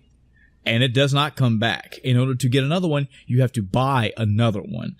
So not a mechanic that I fell in love with. And honestly, I went through that entire game. I bought one of those. I bought one just to try it out. Mm-hmm. And I forget what kind it was. It wasn't move faster. It was, I forget what it was, but I bought one. And after taking so many hits from random enemies, it disappeared. And I didn't feel like spending the parts to buy another one. Sure. So I moved on. Now, just so I don't discourage anybody else who may do this, I did notice that when I beat the game, they give you a percentage of how many parts in the game you actually found. I didn't do a ton of extracurricular activities. I didn't do a ton of secret searching, but I did every now and again go back through levels, and that's the Metroidvania part of me. That's the scavenger, the hunter. I want to go find secret areas, and can I knock this wall down, or what do I need to get past this area? I did that a few times, and I only found 30-something% of all the parts that were scattered around the world. So if I did go around the world and find more of these parts, I could have stockpiled these things, or at least had enough money to keep continuously buying them without having to worry about spending the currency. Right. But I didn't, and I beat the game. I had no power-ups through pretty much every boss I fought. So you can use them if you want to. They are there. You also find different blueprints throughout the world that will help you build different abilities like that. So it's a whole system there, and if you want to dive into it, you can. I paid $20 for this game. Completely feel like I got my $20 out of it. Enjoyed it. It's a game I could definitely get back into again. Point of fact, before I think I know what it was now, Chris. I had the notion to get back into Hollow Knight. I was going to go back and play through Hollow Knight for the third time. I love that game so much. Okay. And I think I remembered that there were a couple Metroidvanias in my Steam wish list that I hadn't got around to buying yet. I think I've already played all the ones that I already own. And this one came up, and I think I may have went and watched a quick review of it or something, but I was like, yeah, fuck it. Let's try it out. Looks good. I like the artwork. Let's try it out. Dropped $20, played it, and yeah, good game. Good game. Enjoyed it. Once I beat that game, there wasn't much else for me to do because I beat this game yesterday. I want to say I beat this game yesterday morning time, afternoon time. So I had all of the rest of yesterday and now today as well, but we're recording today because tomorrow Spider-Man comes out. Yep. Actually, about 5 hours from now, Spider-Man for the PlayStation 4 will be released. So after tomorrow, I'm going to be, hopefully, cross fingers, mind you, because this game could be bad for all I know. I'll be playing Spider-Man. I just had to fill some time until I could play Spider-Man. Last but not least, I'm going to do just a really, really quick rundown of some games that I did just jump in and out of. Give some really quick shotgun reviews of these Steam games that I tried and either played a little bit and enjoyed or just kind of bounced off. Bleed is a side-scrolling platformer kind of shooter. I didn't like it because it was kind of twin-stick shootery, which kind of, they work and they don't work for me sometimes. This one was kind of I'd have to give it some more time, give it a more fair shot. I have been playing Dead Cells off and on, but I haven't I feel like that's a game that I'm going to have to stop everything and get into. I played a game called Demon Peak, side-scrolling, slash 'em up kind of game. I feel like the controls in this game were off. The jumping just didn't suit for me. And again, coming from a game like Iconoclast, coming from Hollow Knight, your jumping mechanics have to be on point. Yeah. Like your terrain traversal needs to be solid, especially coming from Hollow Knight. Like it's such a high pedigree from a small company. Played a little bit of Double Dragon 4. This is right up my alley because it fits that old school NES Double Dragon theme. The controls are all there. I like it. Had a good time with it. DuckTales Remastered. I love the original DuckTales, one of my favorite NES games. I'd say up in my top 20 for sure, at least. And the only negative I'll say about this one is that I love the fact that they got the old voice acting crew back for this, but they put too much voice acting into it. Like, I don't need to have all that. I want to get to the gameplay. I love the voices. I love that they're all there, but yeah, I kept skip cinematic all throughout it. And I played a couple levels of it, got a shitload of money for them and moved on. Let's see. I think Gigantic Army. It was either that one or Gunmetal Arcadia. I feel so bad. I can't remember. One of these two was a side-scrolling mech kind of game, and I need to know which one it was. I have to know because I have to give the right credit. Okay, it wasn't Gunmetal Arcade. Gunmetal Arcade is a side-scrolling kind of platforming sort of game. Very old school 8-bit graphics. Enjoyable for what it was. I think it had a little bit of RPG element to it, mainly because of the text and whatnot, but not I'd say just for the story element, not so much like leveling up and whatnot. I think Gigantic Army is a side-scrolling, almost like Metal Slug-ish. You play in a mech and you shoot rockets, missiles, bullets, clear screens, shoot enemies down. Enjoyed it. A pretty good game.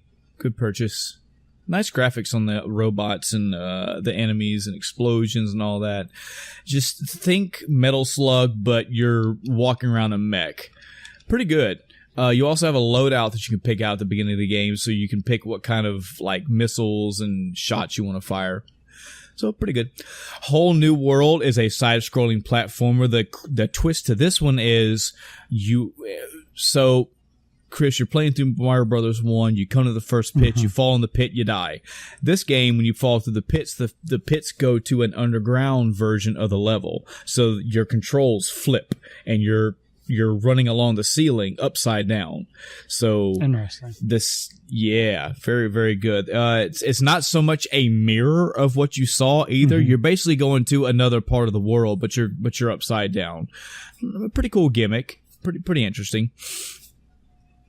And I think his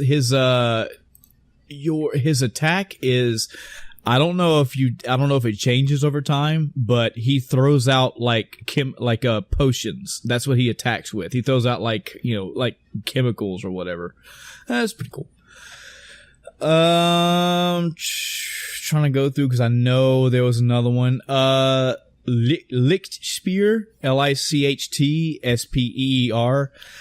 Kind of stylized game, like if I had to equate it to something kind of like Angry Birds, where you have a character on the left-hand side of the screen and he has spears in his hand, and you have to hold down the throw button to get a arc. And you can push up or down on your character to give him more of an arc of where you're going to throw it. And you have enemies coming at you, and you're trying to spear them to kill them. Most will go down with one. You'll find bigger enemies that take two to go down. You'll find ones that are up on top of like a platform, and you have to arc it at a precise angle to get them off. It's very stylized. They're trying to go with a like almost a German-ish, maybe a Swedish theme, and they throw a little bit of humor in there. It's for what it is. It's very interesting. I didn't think I was going to be interested in it until about 4 levels later. I realized that it was entertaining. So definitely an out there thing for me to pick, but it was pretty good. I do see Mega Man 11 just sitting there in my my Steam library going, yeah, man, I'm not out yet. I will be one day, but not yet. Odalus, The Dark Call, side-scrolling platformer, slash 'em up almost. The cool thing about this is you can pick, I don't know if this was DLC that maybe it was like a special edition that I bought, but you can pick, this is very, very old school 8-bit NES graphics, but you can pick different skins that you want to play as. And one was, the names for it was like a vampire hunter, and you were clearly playing as the sprite of very close to the sprite of like Simon Belmont. Yeah, there was one that was like I think it was like a demon or something, and it looked like the demon from Demon's Crest. There was one that was a knight. I think it was like Royal Knight or something, and you were playing as the character from Ghouls and Ghosts. Just a little nice little touch. Pretty interesting game. I think you have some shops you can buy items from. There are NPCs that have some dialogue. Might be a little bit of Metroidvania-ish to it, a teeny tiny bit, because I got to an area that was blocked off. I had to go backtrack and go find a key. So, interesting. Pretty cool game. There was another one, Riptail. I don't remember I don't remember too much about Riptail. I don't know why I'm bringing it up, but I think that was a game that I didn't enjoy for one reason or another. I also see Sekiro Shadows Die Twice sitting there going, yeah, man, I'm paid. Just, it ain't time yet, man. Stellar Interface, I think that is a shmup game. So I'll get into that a little more another time. Super Cyborg. I ended up playing this one for about 5 or 6 hours. I kind of got into this game more than I thought I would. I didn't get very far because this game is basically Contra. Okay. The difference is you're playing as a robot. They say cyborg, so it might be a cyborg. It's old 8-bit graphics, almost 16-bit almost. But I mean, it's typical stuff, man. You literally start in a jungle area as the first level, and you're going from left to right. You're shooting enemies. You're shooting power-ups out of the sky. There is a machine gun power-up, a spread gun power-up, and electric spark shot power-up. There's rapid fire, one-hit death. The good thing about this is, and I'm telling you, this is all the kids like me ever needed as a kid. Once you clear the area, it saves your progress. So you don't, if you're on level 4 and you die, you don't have to go all the way back to the beginning of the game. Sure. So, I'll make my way through that. I didn't realize how much fun I was going to have with that. But the fact that you progress through the level and it saves your progress once you finally beat a level, for me, was right up my alley. I think that's it for my gaming for this week. Again, I've just been anticipating tomorrow whenever I can start finally playing Spider-Man and see what that game is like. There are other games out there that I'm looking to pre-order. That'll be coming up in a couple weeks when I can actually afford to. I know that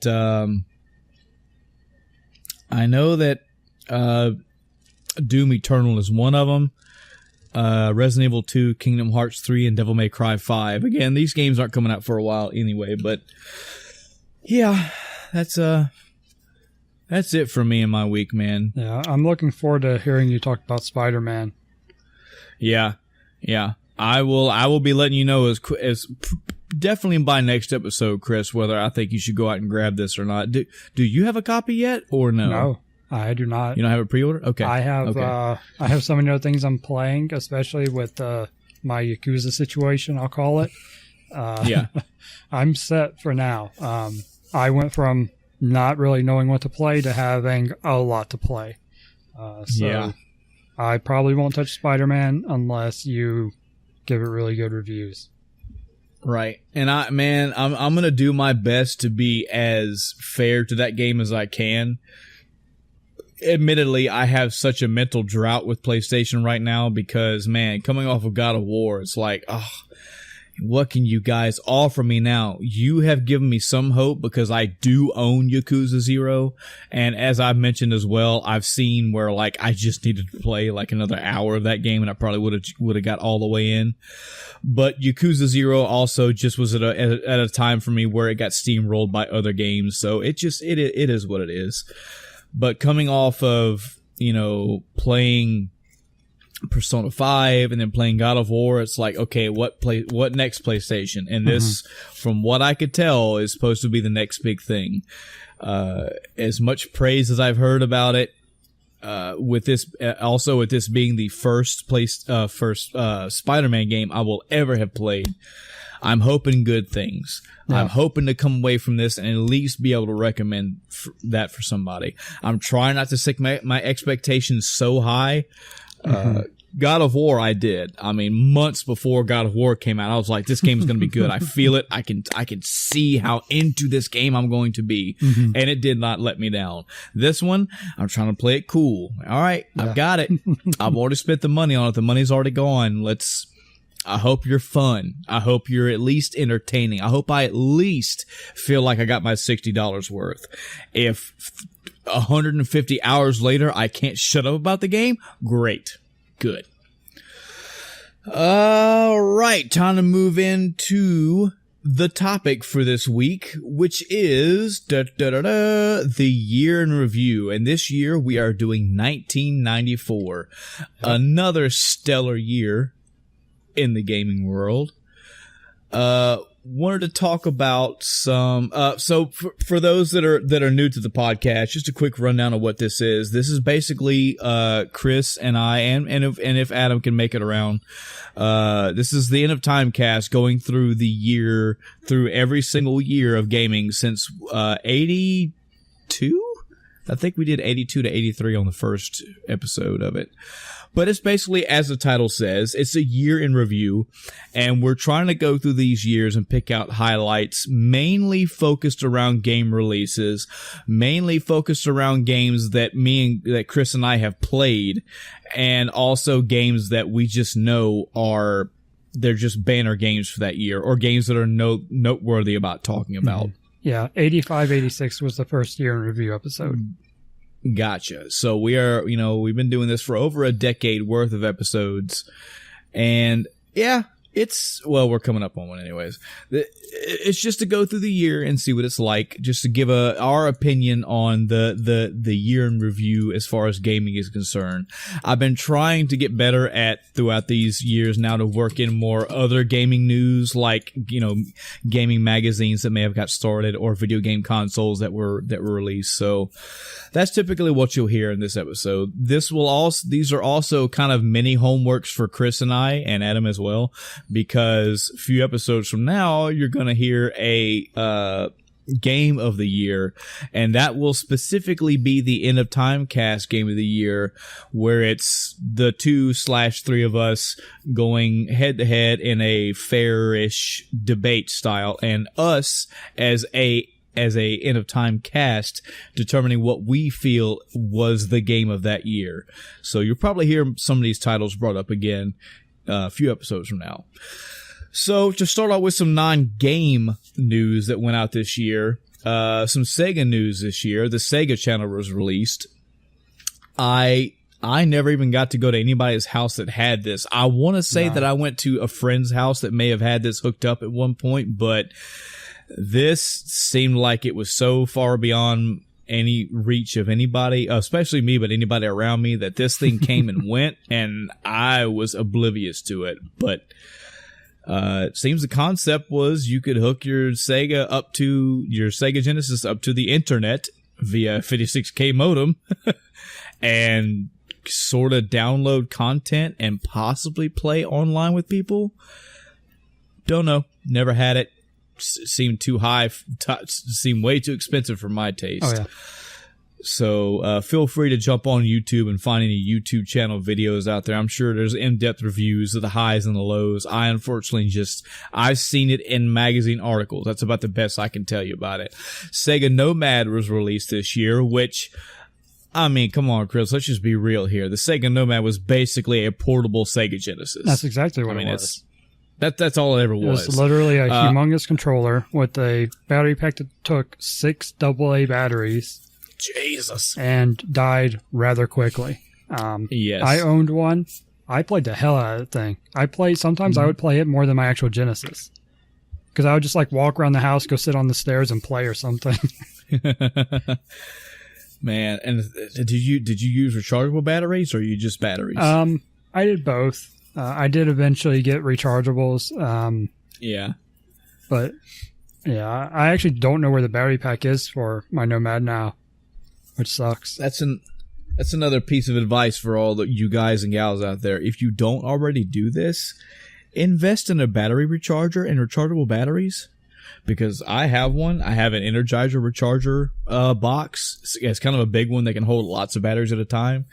But I have in this house probably somewhere in the neighborhood of 40 or 50 AA batteries, and probably about half of that of AAA.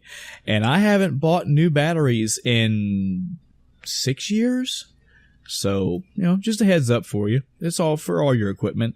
But yeah, I could see rechargeable batteries being a big help in the Nomad, but God, man, those 6 AA's and they go out in no time. It's crazy. But hey, you get a portable Sega Genesis. So yeah, and this was so much a portable console, you could plug a controller into it. Yep. I think you could actually do. Could you do 2, or was it just 2-player? I don't know. I don't remember. That'd be something. I would hope so. Imagine like you like holding the Nomad but at an angle with me with a controller playing as player 2. Like, well, hey, you're in the car on a car ride? Sure. Shit, yeah. The Sega Saturn was released this year in Japan. I'm trying to do a better job of taking notes of that as well. Sega Saturn is another one of those consoles that came and went. I feel didn't do nearly as well as the Sega Dreamcast. Which is I didn't get an odd thing to say. Yeah, I didn't actually go through any homework to this Sega Saturn just yet. I didn't look at the game list and all that, but I remember, maybe it's just because I owned one, but I remember Dreamcast being, I want to say, more popular than the Sega Saturn. Either way, both of them came and they went in their own respects. The Neo Geo CD came out for home consoles, so an SNK thing coming out on the home network is very good. The Sony PlayStation was released this year in Japan, but it was released this year. Big moment. The Super Game Boy adapter was released this year. That's fucking cool.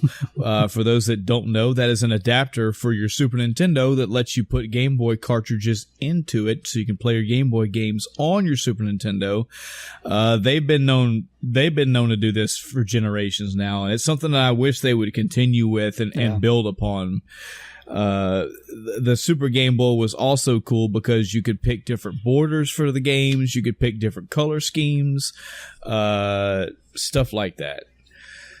The Atari Lynx was discontinued this year. I never had an Atari Lynx, so this was another one of those consoles that just kind of went around me. This is something that happened through a lot of my life. Like, I say that I'm a third-generation gamer. I say that's where I started, even though I had an Atari, a second-generation console. But I didn't realize until probably well after my high school years, this is how shut in I was and unknowledgeable I was about the gaming world, that I had heard of the Atari 2600. I heard of ColecoVision, and I think that was about it. I didn't know all the other Atari-style consoles that existed in that second generation. Same thing here with the Atari Lynx. Like, I never even heard of a fucking Atari Lynx before. I've heard of an Atari Jaguar, but these are two separate things. It's amazing the amount of consoles, legitimate first-party consoles that exist in the world, you know? The Neversoft company was started this year. For those that don't know that name, just think Tony Hawk games and Guitar Hero games. That's the company that is known for those titles. And a pretty big one here, Silicon and Synapse was renamed to Blizzard Entertainment. Woof. What a company. No idea. That I didn't know that either. I didn't know that. I've always known them as Blizzard, so all right. Well, on to the games. Starting with the A's, we have Alien vs. Predator. This was arcade release. I personally never played the arcade release. I played the Super Nintendo port of this game, which was just fine for me. And it is a side-scrolling beat-em-up style game where you play as the Predator. I don't remember if you get to select a style for the Predator. I think you could, but I could be wrong there. I also can't recall if it was two-player. I want to say it was, because especially with this being an arcade title, but it's more Predator versus Aliens in gameplay because you play as the Predator, side-scrolling. There's all kind of different alien variants that come across the screen. Of course, eventually you fight a queen, yada yada. But for what it was, very enjoyable. If you want to play as a Predator, this is one of those few games that did a pretty good job of letting you do that. Let's talk about Balls, Chris. I think we talked about this before. I don't remember what the context was. But this is the year that Balls 3D, the Battle of the Balls, came out on Mega Drive and Sega Genesis. This was a very silly fighting game. as the name implies, your characters are made up of little spheres, of little balls. Mm-hmm. And that was the gimmick, and it was amusing. There were several characters, like a clown, a bodybuilder. You had a ballerina dancer. It was a very simple game. Amusing. It had like a what do you call the big screens at events? A Megatron. Oh yeah. So you would fight on a stage, and it was like showing what your fighting was on a big screen. Yeah. So and it would show, sometimes it would just show the fight in a smaller screen in the background. Other times it'd be like, I don't know if I necessarily say an advertisement, but like a funny thing would show up, especially if you did like certain moves or, you did a bunch of damage to your opponent. It would show, like little birdies, I think, or something like that, in that vein, same vein of thought, So it was just a fun little game. Fairly graphically impressive too, just showing the graphics of stylized characters with 3D spheres that make up the character designs. Yeah, pretty cool. Booger Man, a pick and flick adventure. I honestly never played this. I always got a kick out of seeing the magazine articles, and I totally got, especially after playing something like Earthworm Jim, like, okay, this is totally up its alley. You can totally do this with any kind of thing. Yeah. So, but I never played it though. So I didn't either. I put this on here just because of how much I saw of this game in magazines and stuff. It was a bit of a hit. It's a 2D platforming game. And as you can imagine, it's called Booger Man. It's a gross game, Chris. Yeah, but it was a kick. Yep. Breath of Fire 2. Love the Breath of Fire series. Can't make that mention enough because I still feel even to this day that the entire Breath of Fire series is criminally underplayed. Mm-hmm. I will totally tell you, guys and gals, if you haven't ever played a Breath of Fire, don't fear. If you're worried about old school RPGs, maybe that you're just trying to go back and playing those 16-bit era style graphics for whatever reason, don't fear. Find a copy of Breath of Fire 3 for the PlayStation, however you can find it, and play that game. Trust me, from the fighting mechanics in that game, to the art style, to the story, to item, weapon, menu management, all that stuff, that game is going to do you just fine. This was a step back. This was on the fourth generation consoles. This is on the Super Nintendo. Still good. RPG stuff that you have a party of characters, you run around the world. What I do, an additional thing that most of these Breath of Fires carry over is that the characters can actually interact with things in the overworld. So an example from Breath of Fire 1, you have a character that has a bow, and I think his name is Bo.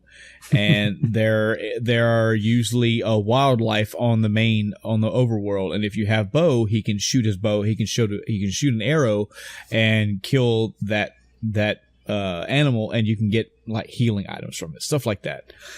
So I will admit that I played through Breath of Fire 1 about maybe 3 times in my life. I've only played Breath of Fire 2 once, and this was a long time ago, back in probably 2002. So unfortunately, my memory of this game is not the greatest.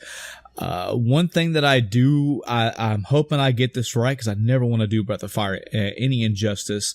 I believe that there was a way where you can merge characters in this game, and if you merge 2 characters, they would make a larger, not always larger, but it would make a new character that had a combination of abilities or had new abilities, period.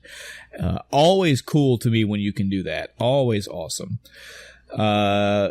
Very good RPG. Again, if you don't have a problem with going back to old school 16-bit graphics, music, etc., that definitely, I think any Breath of Fire is up your alley, except for Breath of Fire 5 Dragon Quarter. Stay away from that. That game is not.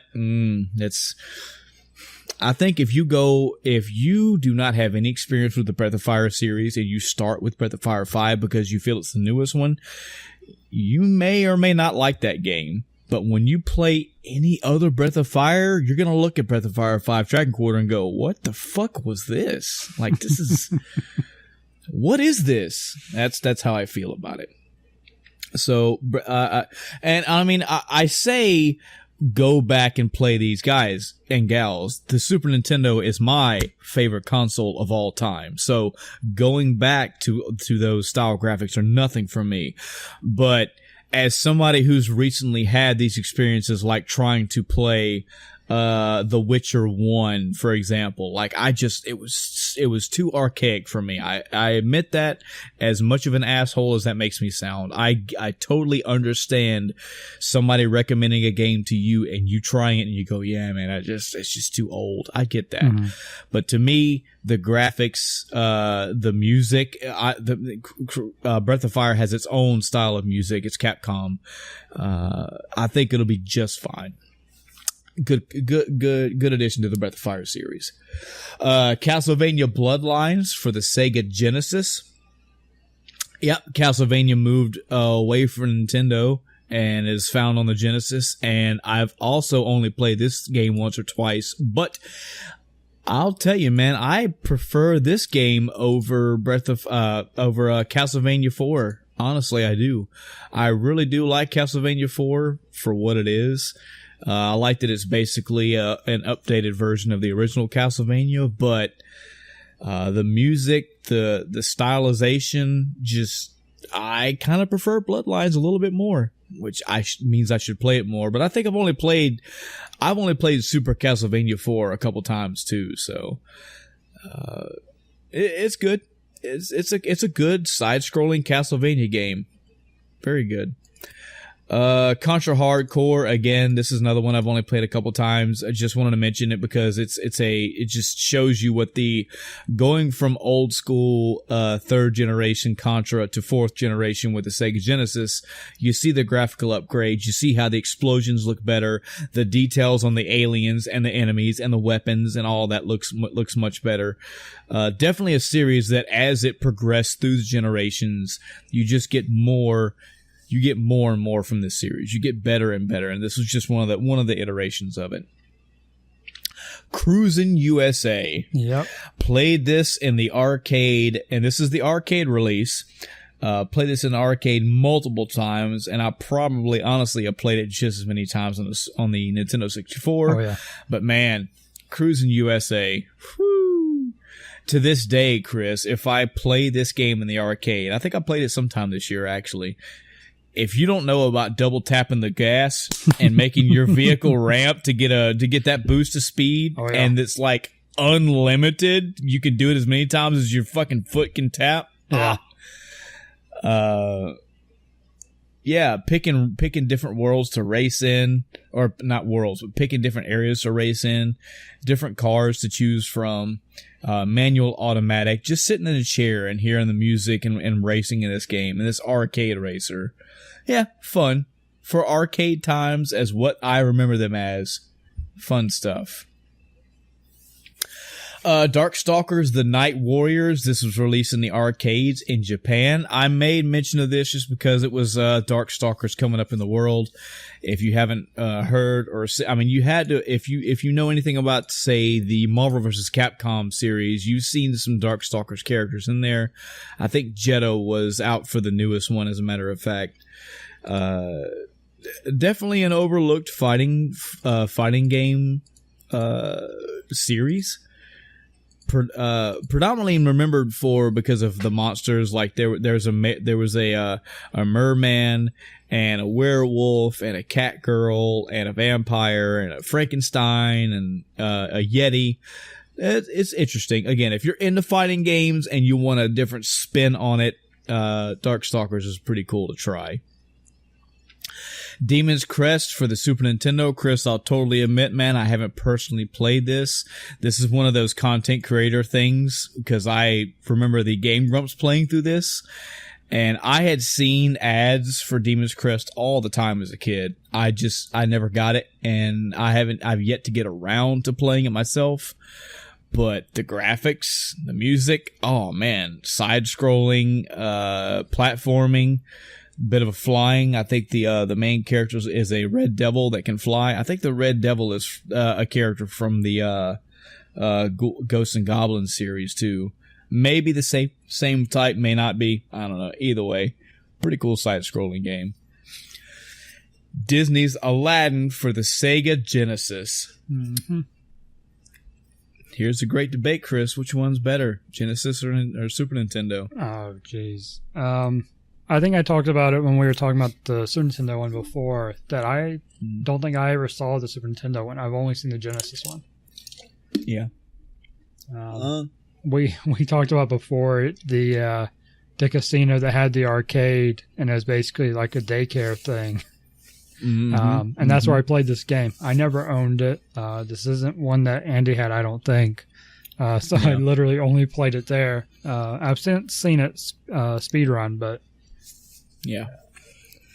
I used to play this at one of my parents' friends. Their kids had a Sega Genesis and a Super Nintendo, and of all the games they had, I remember 3 distinctly that I would bounce back and forth through playing. One was Mortal Kombat 1. One was Disney's Aladdin for the Genesis, and the other one was Mario Paint. So, what a crazy bunch of games to bounce around. Like, man, I'm going to fucking decapitate somebody. No, now I'm just going to make little music notes. Do these meow, meow, meow, meow. Yeah, that's what I feel like doing. gotta have you know balance. what? Yeah, I suppose. But Disney's Aladdin for the Genesis came out this year. And I think either one, you're going to find enjoyment in either one. If I'm not mistaken, Chris, I think there was a distinction between these two where the Genesis Aladdin had a sword and the Super Nintendo one did not. Yeah, something like that. Something like that, yeah. I wish I could talk more on it. It's just been, I was a kid when I played this one, so I know it's good. The platforming in it's good. The graphics are also very good. So, came out this year. Donkey Kong Country, I can definitely talk about. Love this series. I've loved every game in this series. I love what they've done with the Donkey Kong Country Returns series, but I definitely love the original. I honestly can't remember the first time I played a Donkey Kong Country, Chris. I want to say this is actually at Mimi's. I think I went to one of the local those 2 main video game rental places, and I think I rented this one from there and was blown away. Like, the graphic style one alone caught anybody off guard. The Kongs and the enemies, where they had this for what they could do back in the 16-bit Super Nintendo age. Yeah. They were as 3D sprite as they could get, and they looked great. Yeah. I mean, awesome. I'd say it still pretty much holds up today. I mean, yes. Sure, the new ones have taken it further, but you look at it and you're like, oh, this is Super Nintendo? Okay. Yeah. I can tell you that I've played Donkey Kong Country 2, Diddy's Kong Quest. I know I played it mid to late last year, so late 2017. And yes, it was partially biased because that was my favorite Donkey Kong Country game, period. But it definitely, you are right, man. It definitely holds up for me. The platforming in that game is solid. The enemy designs, I love the level variety, the theming throughout the levels, the secrets. Having a percentage meter and telling you like how much percentage of secrets you found. Mm-hmm. Man, I like it. I like this. I like all of these games. I think they are a testament to platforming titles. And yeah, I will say, yeah. Oh yes. Finding characters. God, thank you for finding characters that you can either turn into or ride on top of. Oh man. Good stuff. I will totally admit that in this series, if I'm having a little side tangent, for me, the weakest one in the series for me is the third one. Mainly because of the enemy designs. I don't know. I forget what company took over or what design team took over, but the way that they did the Kremlings and most of the enemy designs, I just didn't care for. But in any event, I think all of them, as far as the platforming goes, as far as the action in that game, solid. Really solid. Doom 2 for the PC released this year. I only played Doom 2 on the PlayStation, so I mean, I don't think I've ever played the original PC Doom, but this was a sequel to the first Doom ever, and more fucking demon killing, imp shooting, hell fun going on. So yeah, I just don't felt think like I've it should ever be. touched it. Yeah. I know that over time there were compilations. I think there was like Doom 2, Final Doom. I think those are the three main ones that I remember. But I mean, it's all those games. They're all in their own little nice little package. What else? Earthbound in Japan. Earthbound released in Japan this year. I gotta say, man, I got kind of I feel like the world is telling me that Earthbound is a great game. Yeah. But I have played through that game and beat it when I was in high school and didn't remember much about it. And I also played through it sometime in 2016. And honestly, Chris, I made it probably about 7 hours into it and said, yeah, it's just not feeling it. Have you played Earthbound, Chris? What are your thoughts on this RPG? No, I haven't played it. I have heard tons about it. I know that Ness from it is in the Smash Brothers games, but I didn't really know much about this game until I started watching speedruns, because apparently it's a game that people like watching speedrun because they like the game, but I don't know anything about the game. Is there a sequel to it? Or no, it was a sequel. It's the second game in the Mother series.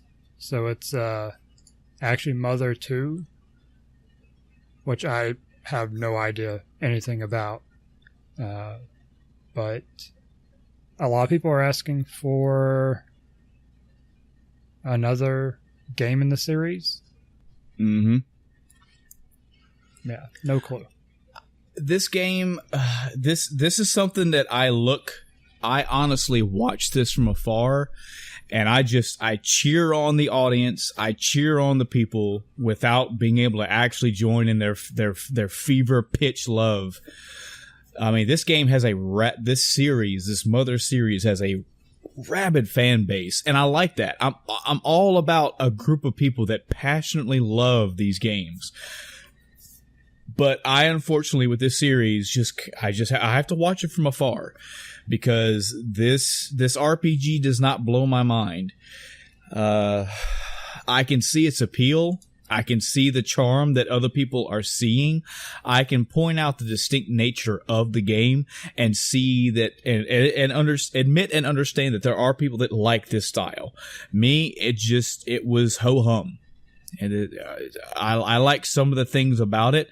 Example, when you're in a battle in this game, when you're in a fight, when a character kills you, knocks you down, whatever term they put to it, mm-hmm. Your hit points basically start counting down. Your hit points are always on a little turn wheel.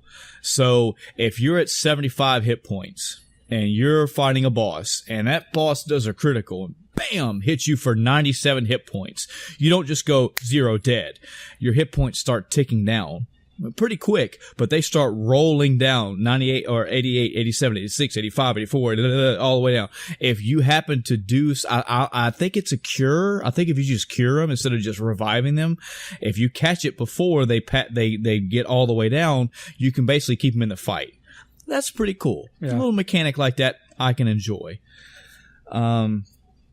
There's so much charm that other people love about this game that me, it's just whatever. This is really, they try to really set this game in like a more realistic-ish, modern-ish setting. And again, we're talking like, 8 and 16-bit graphics here. It's not going to blow your mind with Grand Theft Auto 5 graphics, but they used, it's kids that are playing through this game, that are playing through this adventure, and they're dealing with aliens, they're dealing with real life problems, yada yada. And again, I could just go on about this, but I feel like I'm just doing it more of a disservice. Sure. Just for the fans out there that love this game and this series, hats off to you. Keep signing your petitions, keep banging on Nintendo's door, get your games made. And I'm happy for you when another mother game gets announced. But for me, I'm just cheering you on. It's best I can do for you.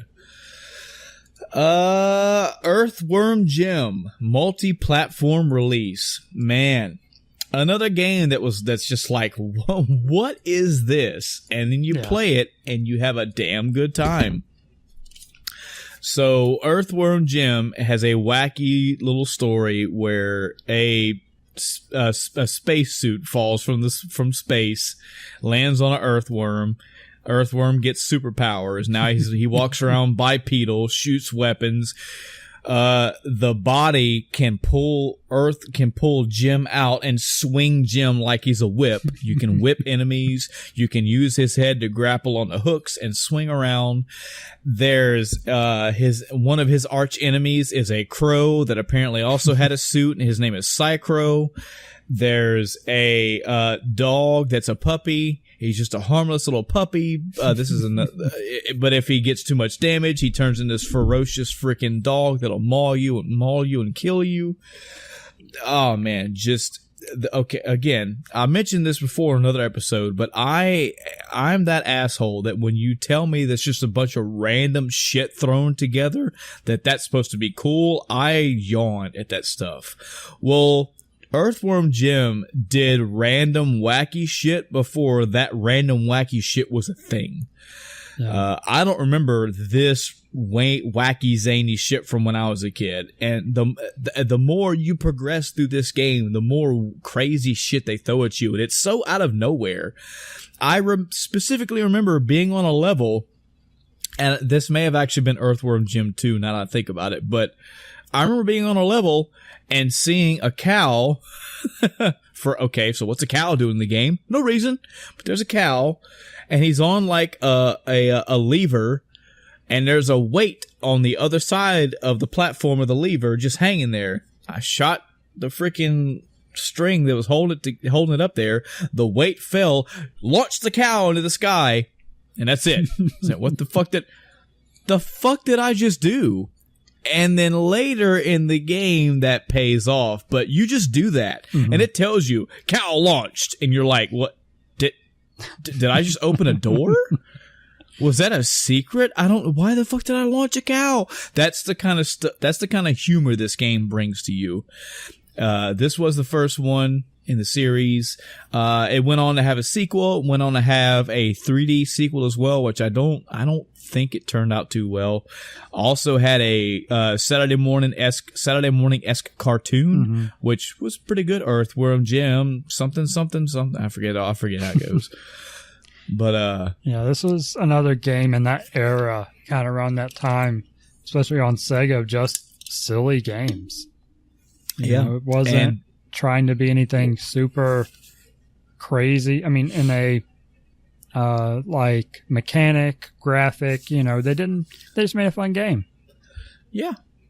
And I found it very fun, not only in the humor and the style of the game, but the game was actually fun. I enjoyed it. Went all the way through it a couple times.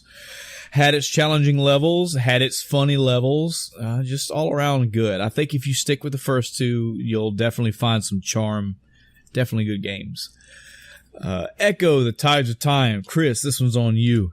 Yeah, so we talked about Echo before. Looking through this is the one I was actually talking about, where I played it. I own it. Still have it, probably, I'm sure. I had no idea what was going on. I thought I was, we talked about the Sega one. This is the one I was actually talking about, because I literally got to a point where I was bashing my dolphin's nose against a wall because I had no idea what to do. I can hear that sound. Yeah. I was like, I should be doing something. I know there's an objective somewhere. What am I supposed to be doing? So this is like, all right, let me bash against every surface and hope something happens. Let me jump into the sky everywhere and hope something happens. Sounds like fun. Yeah. All right. Nothing happened. Well, I guess I'll try again another day. I don't know how much time I put into this game, but it is not a good ratio to how far I got. I'm really trying to think if I played this one specifically. I remembered I played the first one with you. You owned the first one, didn't you? Or this did is Andy the only one have I it? owned. Okay, so I definitely remember Echo the Dolphin, but I don't think I ever actually played this one. So even from I remember playing it, I don't have that here. Still, for what it was, unique design. Again, like I mentioned in the first Echo, you just wouldn't think that this is something that would work or even be interesting. You play as a dolphin. It actually worked. I think we can skip over this F, Chris. What do you think? I think we could just shut. Fuck no, we're not skipping over this one. Now, so I take a nap and just let you go. Sure. Well, Final Fantasy VI here in the States. Final Fantasy III was released this year. I really could, Chris, spend a good 10-15 minutes here doing this game an injustice by gushing over it and talking about it. We, on the End of Time cast as a whole, have talked about this game numerous times. Mm-hmm. We've mentioned it in the top Super Nintendo episode, top Super Nintendo games episode. We've mentioned it in top RPG episode. We've mentioned it in I think there was an episode where we did Final Fantasy review. Yeah, we did a Final Fantasy series and review. There's an episode where we looked at top 100 RPG lists from IGN and GameSpot, I think. Game Informer. So, folks, I'm not going to spend all this time again. I can't. It's going to start getting repetitive at this point. But needless to say, Final Fantasy VI, arguably, this is something me and Adam could. We've done it before. We spent almost an entire day debating this, friendly, mind you, but we have debated what is the better RPG of all time, Final Fantasy VI or Chrono Trigger. The fact alone, folks, that I said that sentence to you. If you have not played this RPG, if you truly want a good, solid, core RPG feel, this is where that game is. The graphics, the music, the battle system, the Esper system, the story, and I mean all aspects of the story. Main story, side quests, the big twist in the middle of the game, the crescendo at the end of the game, the way they handle the credits, everything about this game. It becomes almost tooth pulling for me to find bad qualities about this game. If you want the masterpiece, if you want, this is the $500 steak of video games. This is the $1,000 steak of RPGs, hands down. And it was released this year, a paramount testament to Squaresoft, what it was back in the day. Great RPG. Came out this year. Also came out this year in the arcades, and it just so happened around the same time as the Super Nintendo release. I just happened to keep these two almost in the same mental pocket. Killer Instinct came out this year for the arcade. I never got to play the arcade version, Chris, until like my later years. I played the Super Nintendo version because I borrowed it. So I had a friend that had Killer Instinct and Final Fantasy 3 at the same exact time. And he was super generous to let me borrow them. He's like, I'll let you borrow both of them. I don't care. But I want to play them both and find out.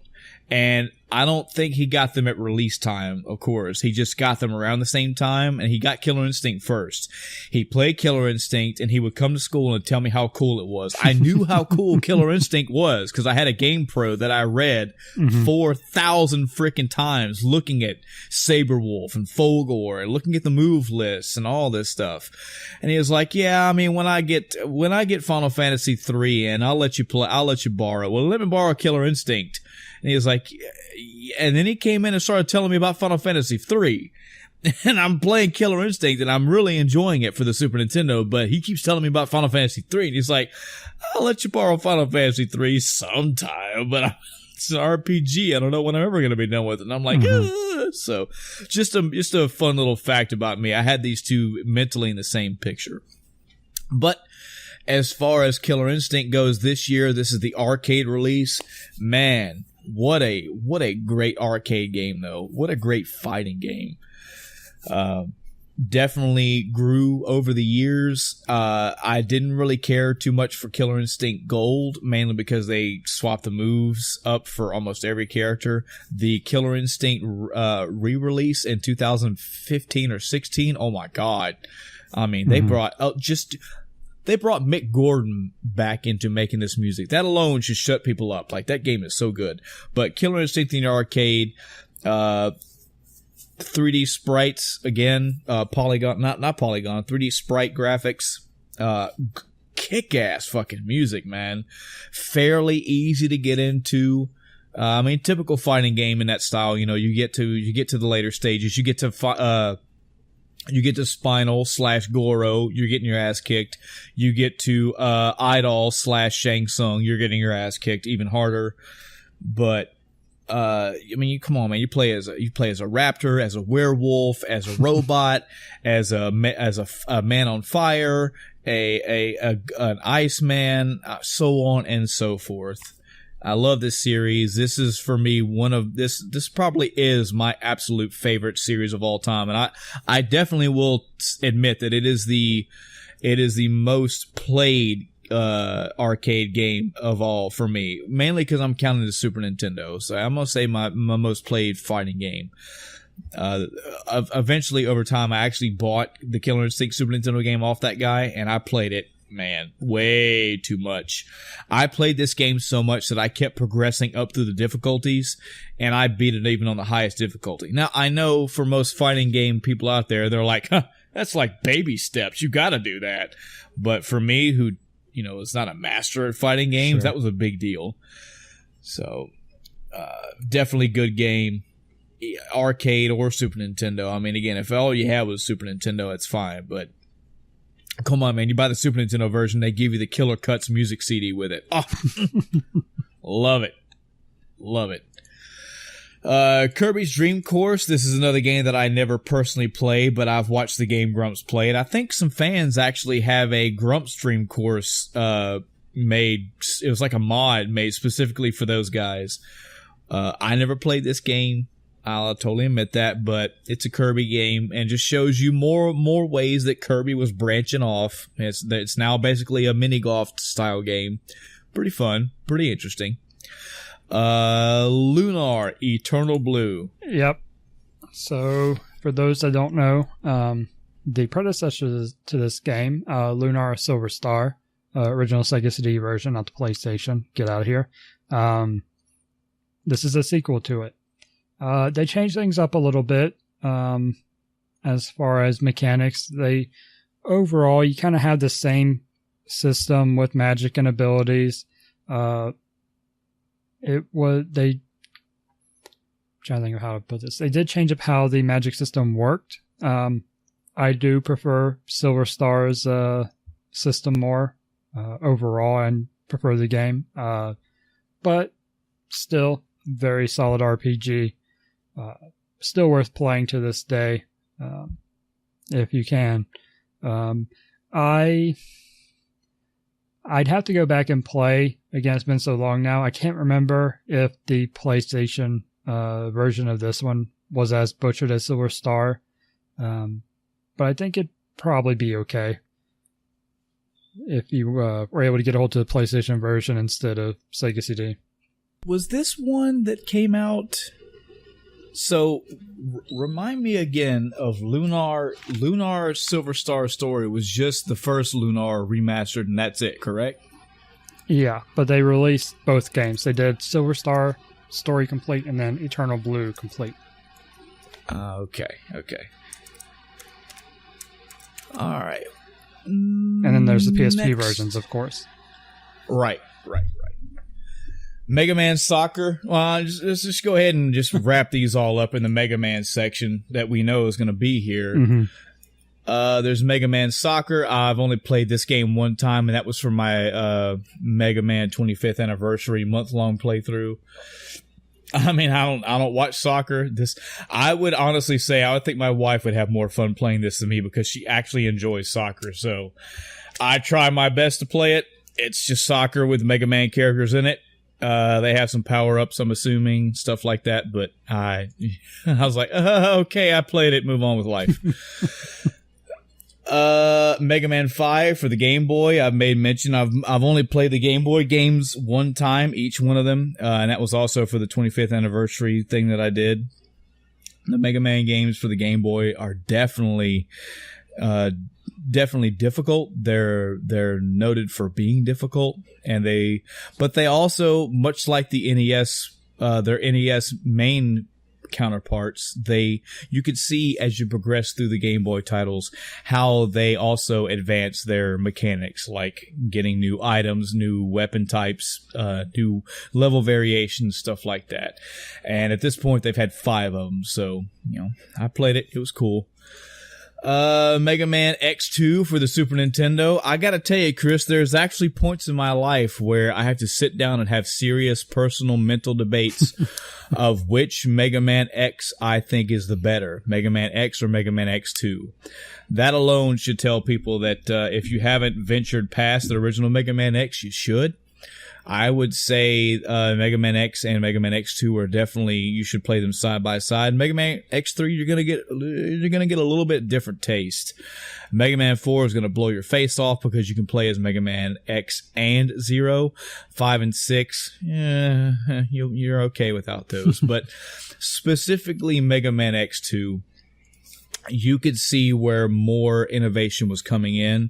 They were getting into their enemies and stage elements that have to deal with the wireframe design, so to speak. You could see how the graphics were upgraded just a bit. The ride armor mechanic from the first game gets upgraded in here, where you have a couple different types of ride armors you can ride around in. Very cool. You get another super power up in this game. In this game, you get the Shoryuken. If you remember, the secret for the first Mega Man X was that you get the Hadoken. I wish I could tell you all the reasons why. I don't know. The music might be a big part of it too, but I really enjoy both of these games, Mega Man X and Mega Man X2. I think the second one is definitely a solid sequel in the series, and yeah, definitely worth a play. Came out this year. And then Mega Man the Wily Wars. This is another one of those games I didn't even know about until my mid to late 20s. This was released for the Mega Drive. It has a kind of an ensemble of Mega Man bosses all together, and I played through it as well for my Mega Man 25th, just to say I played it, because I never even knew about this game until so late in my life. But yeah, it's cool. Another Mega Man game.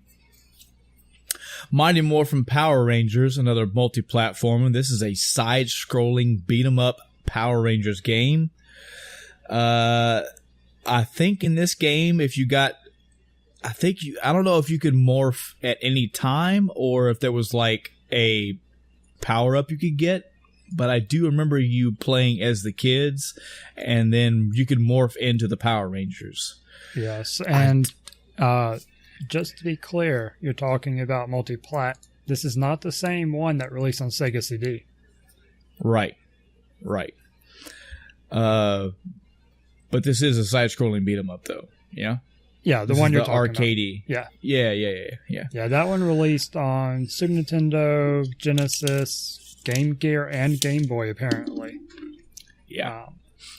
The one I'm referring to that I owned for Sega CD, it was a basically QuickTime game. Oh. Oh, no. Oh, no. Nice. Good timing. Perfect timing there, Peppy. Yeah. So, General Pepper. Sorry. So the Sega CD one was basically like essentially FMV. It was footage from episodes of the TV show. And you had QuickTime events that determined whether your attacks were successful or not. So like you'd go to attack enemies or whatnot, and you have to press the button in time. If you did it, then you hit the enemy and you progressed. But if not, it'd cut to a scene of like your ranger getting knocked over and stuff and falling on the ground, and you had to go back and retry. It was terrible. But as a kid, it was okay. But looking back, it was terrible. So I have a piece of late breaking news for you, Chris. Okay. This is just to put a quick pause on our 94 review. This is live. This is live right now. Apparently, the digital order of Spider-Man for me did not get canceled. And I'm pretty sure I canceled it because I bought it on the PlayStation 4. So, I think I have 2 copies of Spider-Man right now. And if that's true, looks like you might be playing Spider-Man pretty soon. Okay. I don't know how Amazon's return policy works. I don't know. The game is not even freaking released yet, so I don't know why I'd even be charged for it yet. But like I told you, man, I seem to be having way too many issues with pre-orders and all that shit, and this is yet another one. Like, I could have swore I canceled every pre-order I could find, and I went and purchased the actual one for the PlayStation from the PlayStation Store. But it's got a text saying, "Hey, man, you just been charged, bruh."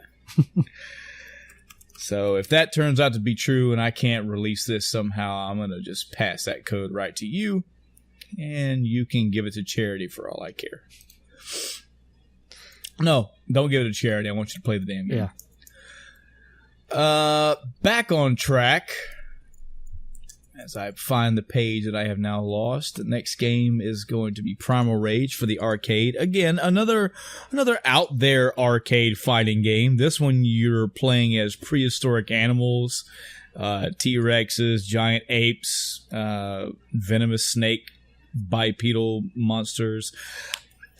I mean, again, for an out there fighting game, it is what it is. I don't remember the fighting mechanics in this game being all that great.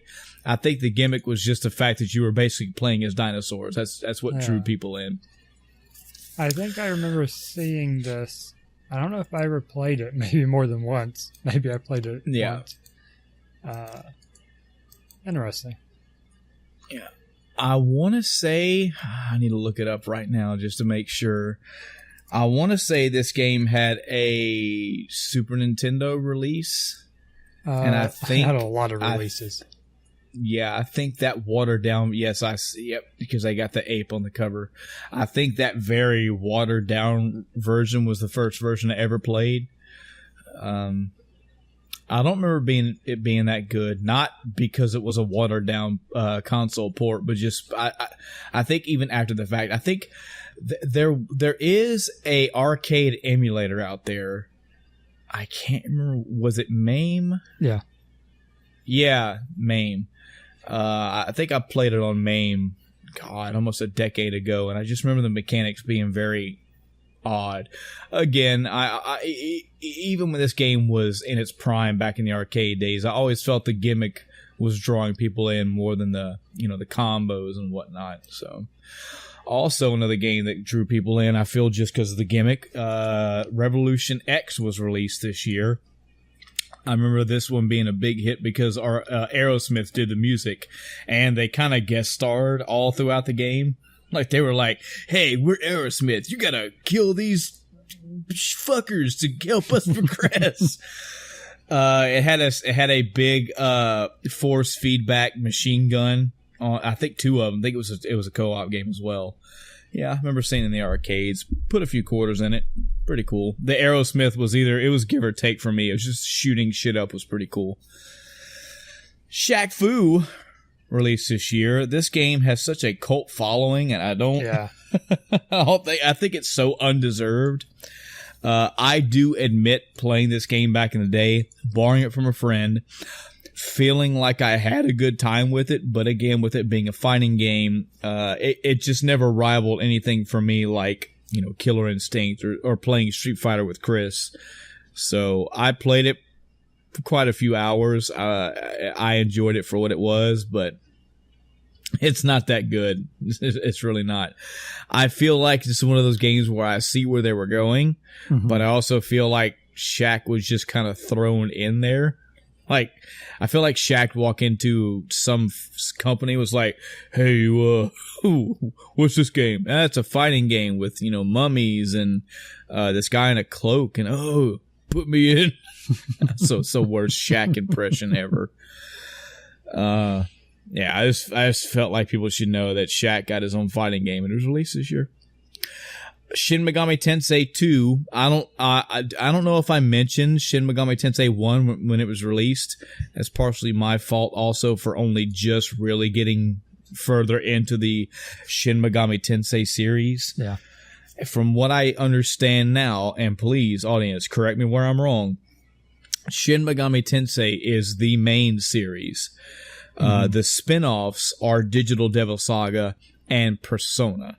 So the fact that I play Persona, I haven't actually played the actual Shin Megami Tensei series. I haven't played any Digital Devil Saga, and I haven't played any original SMT either.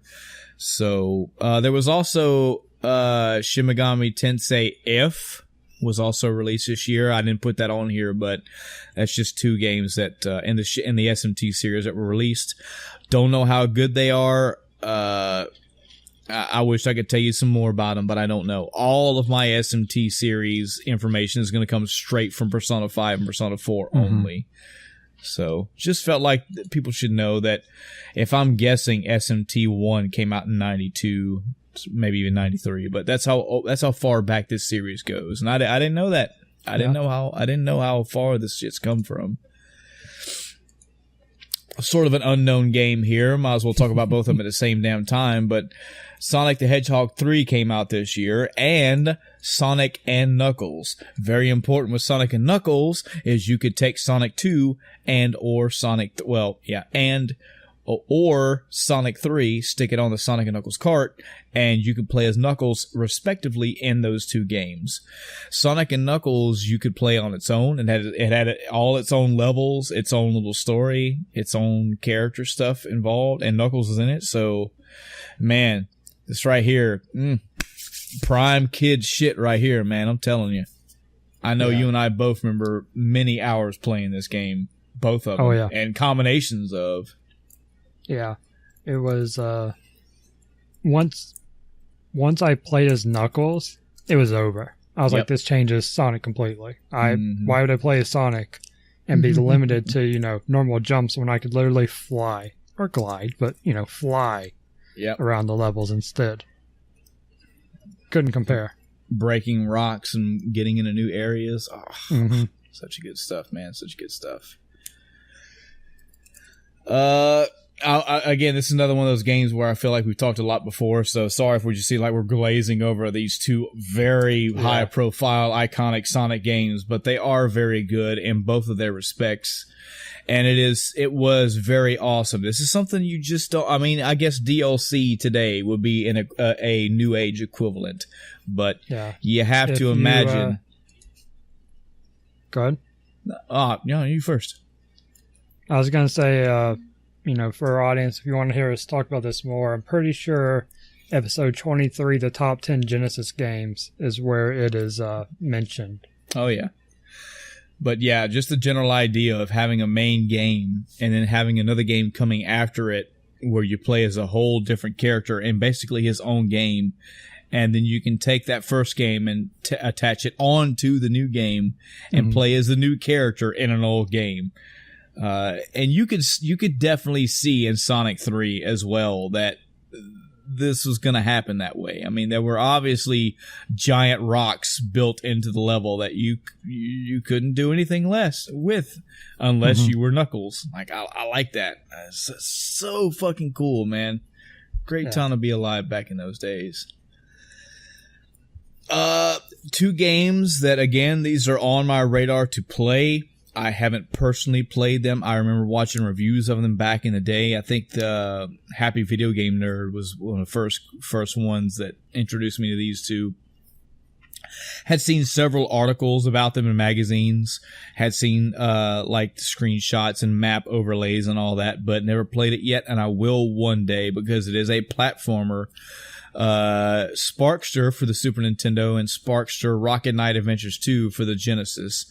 I think these are both sequels. I think Rocket Knight Adventures is the original game, and Sparkster is the sequel, basically. I haven't played any of these, not even the remake. I heard the remake was really good as well. But the mechanic in these is that he has a rocket, and you can use the rocket to propel you around the level. You have a meter with basically it's basically a fuel meter, so you can propel yourself in a direction or two until the fuel runs out. So it adds more mobility to the level. Very interesting level designs, boss designs, etc., etc. Good music too. I remember from watching the trailers. The reviews. So both all the Rocket games I've been meaning to get around to. They are just another game or two, another series that's on my backlog. I will get to them someday. I really will. I keep losing my list. I'm like taking 20,000 notes at the same time, and I keep losing my list. Spider-Man and Venom. Spider-Man and Venom. Maximum Carnage. Just want to put this on there because I've seen a lot of stuff about it. Side-scrolling beat 'em up with Spider-Man is good stuff, man. I wish I have yet to play it. Just wanted to put it on here because I've seen it. It's noteworthy. Good game. Streets of Rage 3, Chris. Yeah, so we talked about these before a little bit. I think it was Adam who said that 2 was the best out of the series. He's wrong. 3's better. It's a side-scrolling beat 'em up. Yeah, well, he's not here to defend himself, you know. Chris just flat out wrong. I mean, it is what it is. Yeah. I actually, when I heard that, I was like, oh, really? Interesting. You know, and I'd only played 3, so fair enough. I played 1, 2, and 3. Again, all for at least, I think, like an hour to 2 hours each. And I had the most fun on 3. 3 is the most mechanically solid one, I think, and is actually playable. You don't feel like you have to die against the boss to beat him. Yeah. It's an odd way of doing it. But just focusing on Streets of Rage 3, as I've said, it's a huge improvement over the previous ones. Side-scrolling beat 'em up. You have 3 to 4 characters. I think it's 4 if you count the secret ones that you can choose from. The levels are, I mean, they're side-scrolling levels. There's not much to really expect from there. You know, it's not a Battletoads with changing the level up on you every time. It's just a side-scrolling beat 'em up. Yeah, it's a solid game. And only quiet because I haven't played any of the Streets of Rages. I feel ashamed. I should get around to them, but see my last game or see my Sparkster games for more information on. Yeah, and if you want to play them, on Steam you can get it's like Sega Master Collection or something like that. It has like 60 Sega Genesis games. and it has all Wow. 3 of the Streets of Rage in it. So, Nice. I mean, it's not hard to play. There is, I'm going to pull up my Steam real quick. There is I want to say it's a Sega. I have a Sega Mega Drive Classics and Sega Genesis Classics game. Yeah. Might be in That's it. that. Oh, yeah. So now I have no excuse. Now I just need I just need to do it. Yep, do your homework. All right. Well, tell you what, Streets of Rage games, take a fucking ticket and get in line. That's all I can tell you. Stunt Race FX. This is a racing game that I borrowed from a friend back in high school. It has that those Polygon Star Fox-esque graphics for what it was. I enjoyed it. Unique little cutesy character car designs. I don't know why. It could have been just happened to be another game that somebody let me borrow, and I had nothing else to play, and I played this game a lot, and I remember playing it, and I figured I'd give it a good shout out here. Because obviously the bigger shout out goes to Super Metroid, which is the next game on this list. As I mentioned before in this very episode, pinnacle, high point, textbook example of Metroidvania style gameplay that is known to this day. Again, I know that there's an audience out there that hates the term Metroidvania for various reasons. I really don't care. I use it because when you say that, people know what you're talking about. Mm-hmm. Instead of having to say, you go through a level, you come to a door, you can't get through the door, you backtrack, you get to a ledge you can't jump on, you go to another area, you find a key to get through the door. Yeah. Instead of saying all that, when you say Metroidvania, you understand what you're getting through. You're getting level traversal, large maps that are blocked off and require some backtracking, some intuitive puzzling, maybe some platforming, maneuverability, bosses to kill, power-ups to pick up, all that.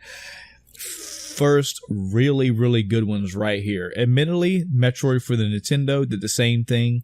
Arguably, Metroid 2 Samus Returns for the Game Boy also did it.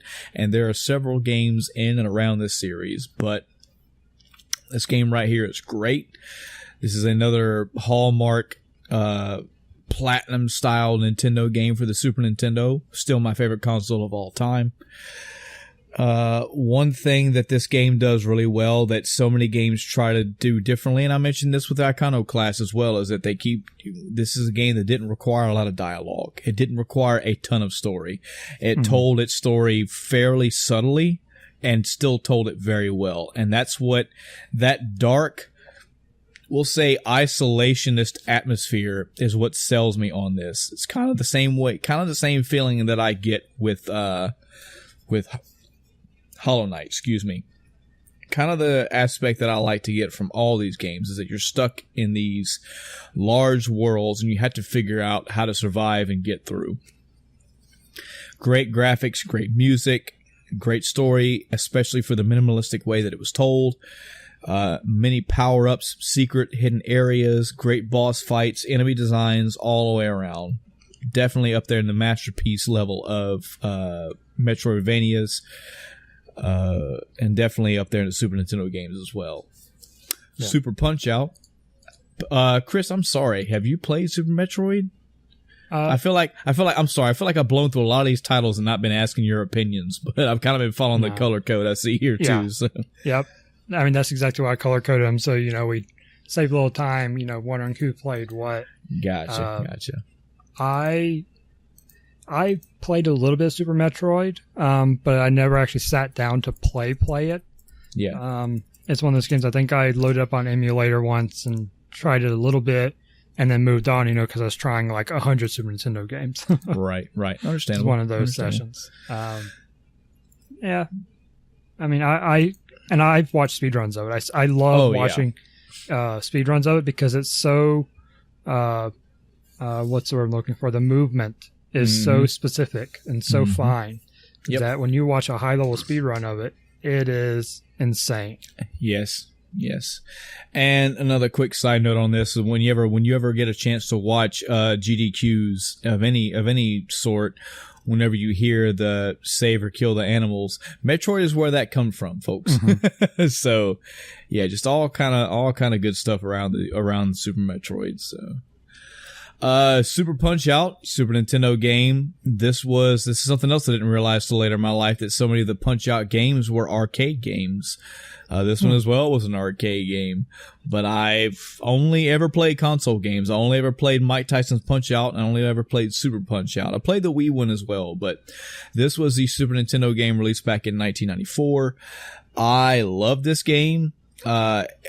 I don't watch boxing in real life. I'm very much more into MMA, if anything, but this is more of a, I would almost equate this to puzzles. It's puzzles, figuring out how to defeat your opponents. Every opponent you run into has a different fighting style, and you have to figure out how to, when to duck, when to dodge, when to evade, when to counter. You can, if you time things perfectly, you can get basically power-ups that let you do super punches. All the enemies have their own unique theme, their own unique style, and you progress up the ladder of fighting these opponents one-on-one till you get to the last one and beat them. And it's very triumphant for the graphics, the music, the action, all of it. It's surprisingly, for a boxing simulation style arcadey feel game, very good. Spent a lot of time with it. Fun story about this game. The person who I borrowed it from, I think he had a record for, I want to say it was Glass Joe, which was the very first. I don't even think he was Glass Joe. I think Glass Joe was I want to say that was the Mike Tyson's Punch Out. He was the very first boxer in the game. Glass Jaw. I want to say it was Glass Joe.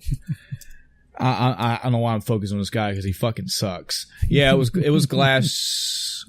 So Mike Tyson's Punch Out had Glass Joe, and I guess the Super Punch Out. Well, no, that was a super. Fuck it, first guy in the game. Damn it, somebody can well actually me. It's fine.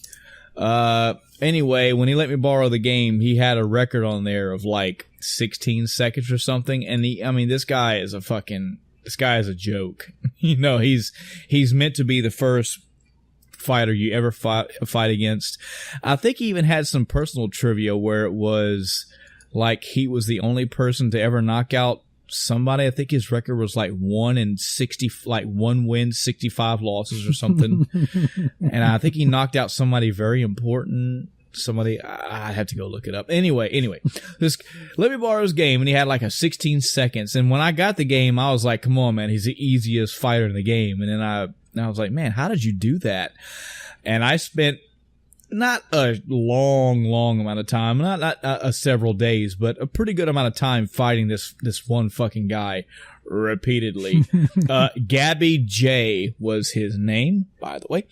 And I eventually got this fucker down to where I think I beat him in 9 and 9.5 seconds or something. Jesus. And I remember because it had save files, because you could save your progress through the tiers.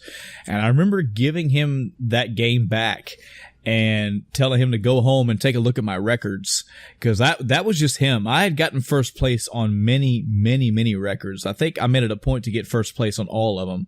I think some of the first place records were actually held by Nintendo producers and directors and stuff. Anyway, I told him to take it home and check out my record, and he came to school the next day fucking pissed. He's like, how the fuck did you do that? I'm like, I don't know, man. I just did it.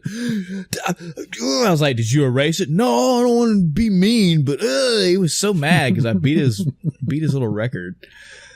Anyway, good arcade boxing game. Enjoyed it. Super Street Fighter 2 Turbo for the arcade. Insert generic Street Fighter comment here. It's another I didn't fighting. even put on my list because I was like, we talked about it the last 2 years. Right. Taz in Escape from Mars. Yeah. So, talked about earlier, this is the Sega Genesis, or this is the era of fun little games, especially on the Sega. This was a not. I was trying to look for an actual identifier on what they classify as. I think it was a platformer, but it's Taz, so you're jumping, spinning, making all the Taz sounds. It's just a fun time. Silly little game. These type of games, this, Booger Man, Earthworm Jim, and a slew of other ones, they were just there to be fun. Beating the game or not didn't really matter. It was all about the, fun you had along the way. This one is certainly one of them. Cool. Warcraft. Orcs and humans. As we mentioned earlier, Silicon and Synapse getting renamed to Blizzard Entertainment. This is one of their early titles right here. Warcraft, the original Warcraft. Mm-hmm. This is another one that I admit I played Warcraft 3. That was my first and arguably only Warcraft ever. I think I vaguely remember buying Warcraft 2 and it being like super cheap, like $2 or $3, because I bought it so late in my life, and playing it was like, oh no, I think I played that after Warcraft 3, so I was like, whoa, God, whoa, so different. But, so that being said, I also know very little about the original Warcraft. I'm pretty sure it's a real-time strategy-esque. Felt like it was more tile-based when I played Warcraft 2, but that could be totally wrong. In any event, go ahead. Yeah, I was trying to think. It is a RTS, but I think it is more tile-based for those games. Yeah. Which isn't necessarily uncommon for RTSs. Yeah. Depending on kind of what kind of genre they fall into. It certainly got away from it with the 3. Yeah. But this one at least looks like that. I never played it. I only played 3 as well. It's the start of an empire. Yeah. It's, again, just pretty jarring for me going from Warcraft 3 back to Warcraft 2. This is, again, more to my argument of I could understand going back a generation or going back to an older game and just being like, oh, I just couldn't do it. This was understandable because this is one of the earlier versions that happened to me. I went from Warcraft 3 to Warcraft 2 and was like, so... Yeah, and this was, I think Warcraft 1 and Warcraft 2 were around the same graphic style, the same kind of engine and all that. So, in any event, from what I understand, from what I gather from World of Warcraft aficionados, is that Blizzard's been pretty good about putting Warcraft 1 and Warcraft 2 lore into World of Warcraft. So again, I think that's totally awesome. Final Fantasy 14 does this as well. They're very good about incorporating entire games into basically expansions. So good stuff, man. Good stuff. Yeah. Speaking of going back, you kind of skipped a couple. Did I? Oh, yeah. Jesus. Oh, why did I do that? Why did I do that? I don't know why I did that. I think you were just focusing on the green. I think so, yeah. Teenage Mutant Ninja Turtles Tournament Fighters. This is multi-plat and kind of, sort of. I think it has a Mega Drive version and a NES version. Such a weird combo right there. But I only play the SNES version. Come on, man. It's a fighting game with Ninja Turtles in it. Of course, I'm all over that shit. You could also play it. I think you could fight and play as a Shredder. They all kind of 80s Turtles cartoon characters are in here, and a couple of original characters as well. Man, I've played this game more than I ever should have. I love the music. I love the characters. I love so much about this. It's not the greatest fighting game in the world, and that's okay. Just the charm of this game always appealed to me. That Super Nintendo music, I can still hear most of it in my head. I have some of the characters' sound effects on my phone as text message notifications. You might have heard it on some of these episodes going by, but was never the greatest at it. as I've never been great at any fighting game, but just the fact that it was a fighting game with the Ninja Turtles and the stylized way they did this game, I enjoyed it. Put lots of hours into this game and still enjoy it to this day. So this is interesting. I'm looking at the wiki page for it. Yeah, the layout for this wiki page was definitely odd, but yeah. But what really caught me is that the SNES version released in 93, but the Nintendo version released in 94. Huh. It's not often you see a game back-ported, for lack of a better word. It's very odd. Very. More breaking news, Chris. Yeah, apparently I'm just kind of stuck with this. Looks like you'll be getting a PlayStation 4 code here pretty soon there, bruh. Looks like you have no choice. You will be playing Spider-Man. And I wish I could give it to you now so you could start pre-downloading, but they're going to email me the code when the game actually drops. Yeah. So, cool. For you. Yeah. Virtua Cop. Another arcade release. And a very cool and fun arcade release. This is a light gun arcade shooter on rails for the story, mind you, but the gameplay, you actually physically had a gun in your hand, had a reload function, you shoot off the screen and reload, but I think Virtua Cop was Time Crisis and Virtua Cop, two separate games. Did Virtua Cop have the one where you stood on a pedal to make yourself duck, or was that? I think so. Yeah. I'm looking at pictures. I will totally admit that I played Time Crisis and House of the Dead I don't even know if I ever actually played Virtua Cop. I know I did. I even played it on Saturn. Andy had it, I think.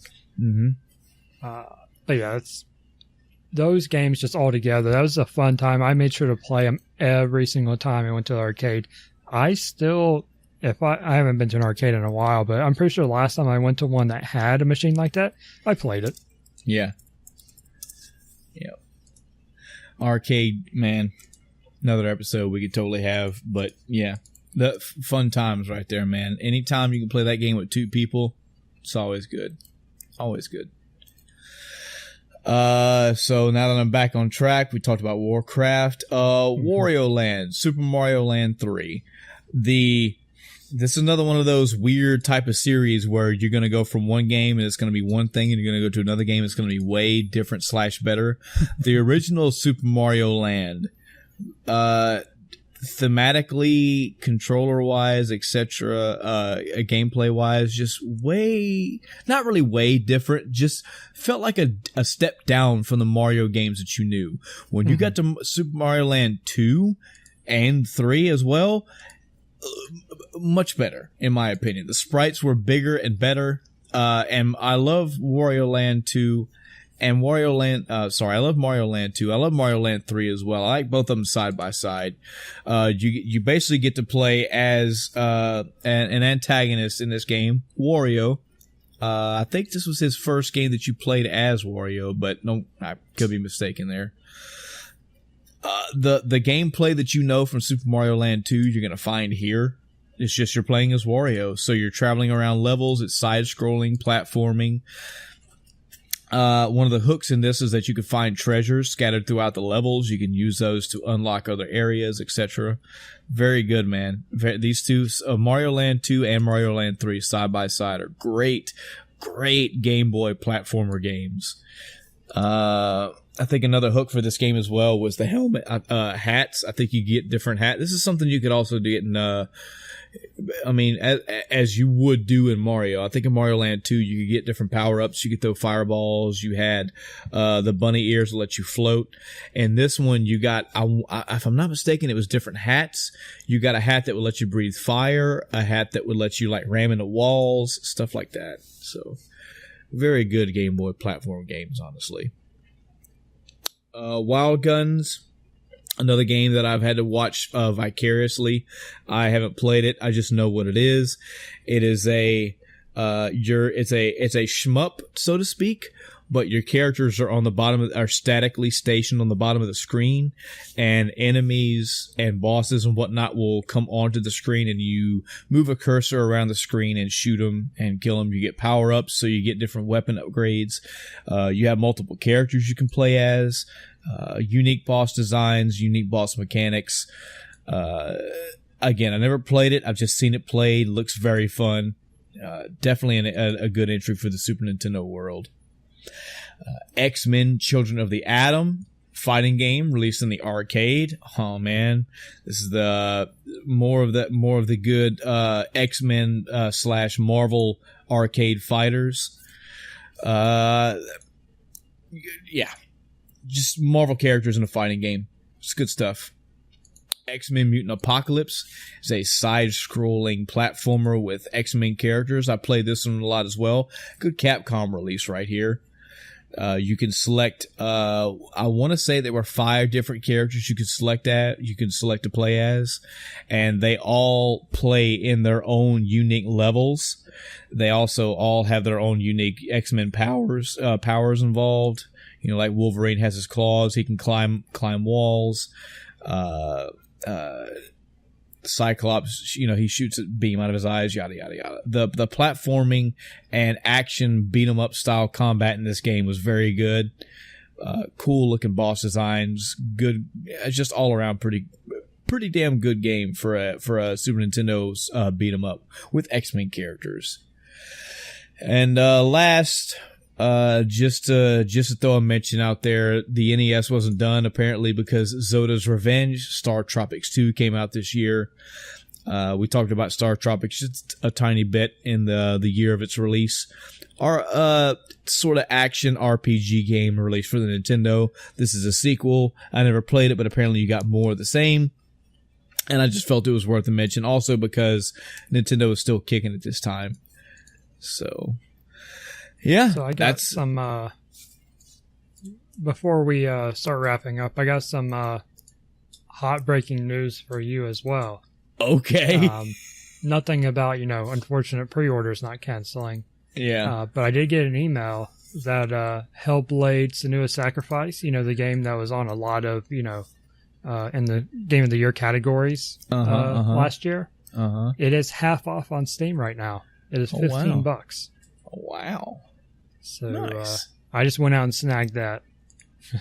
Good. I will look forward to hearing you talk about that game.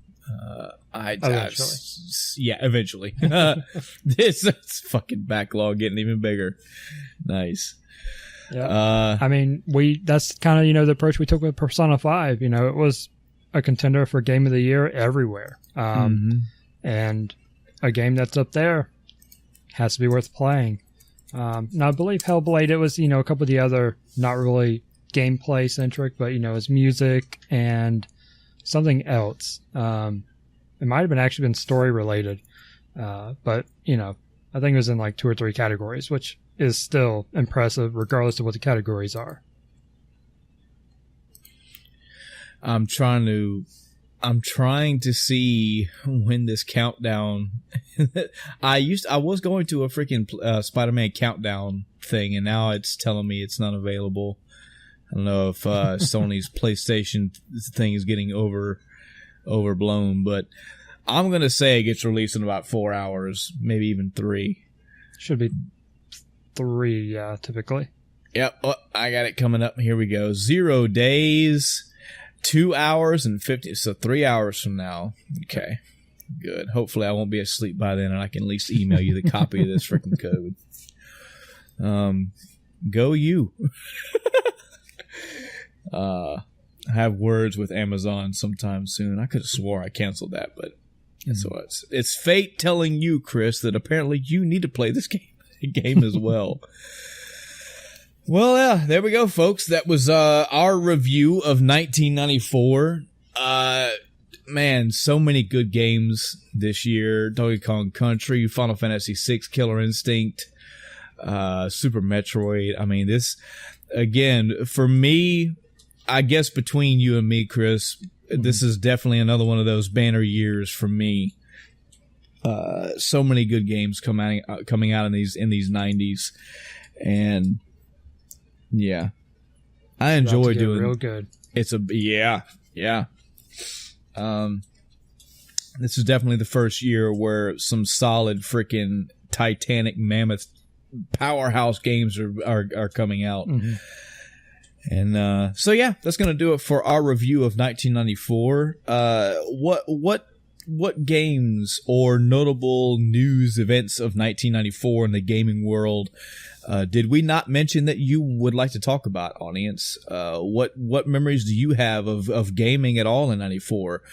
Were you even born around this time? Were you even able to play video games, you know? What notable things about 94 did you want to discuss about? Hell, even anything that we actually brought up that you want to talk more on and shed more light on? And like maybe Kirby's Dream Course was your game from that era, and that's, you know, it's got fond memories for you. So we'd love to hear anything you want to talk about that. Are you hyped for the new Spider-Man game coming out? What games are you playing right now that you'd like to discuss? And anything else we talked about this year, or this episode of this year, anything at all you want to talk about game related. We'd love to hear any and all feedback from you. And there's many ways you can get that feedback to us. We have a Facebook page, so you can go to Facebook and search for End of Time Cast. You will find our page there, and it might be how you found this episode right here. I typically link all the episodes here as soon as I upload them, so you'll at least get the notification that they're hot and fresh if you're into that hot, fresh podcast stuff.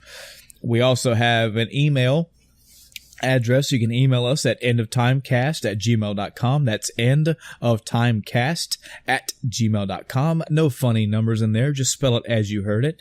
We have a Twitter page. You can send us a Twitter thing. You can twit us. We still haven't been twiddled yet, but we'll get twitted one day. In many ways to get a hold of us. We love to hear any and all feedback, any questions, comments, improvements, things you like, don't like, whatever you want to say, man. We love to hear from our audience. And yeah, that's going to do it for this episode. So until next time, I'm Michael. And I'm Chris. Good night, everybody.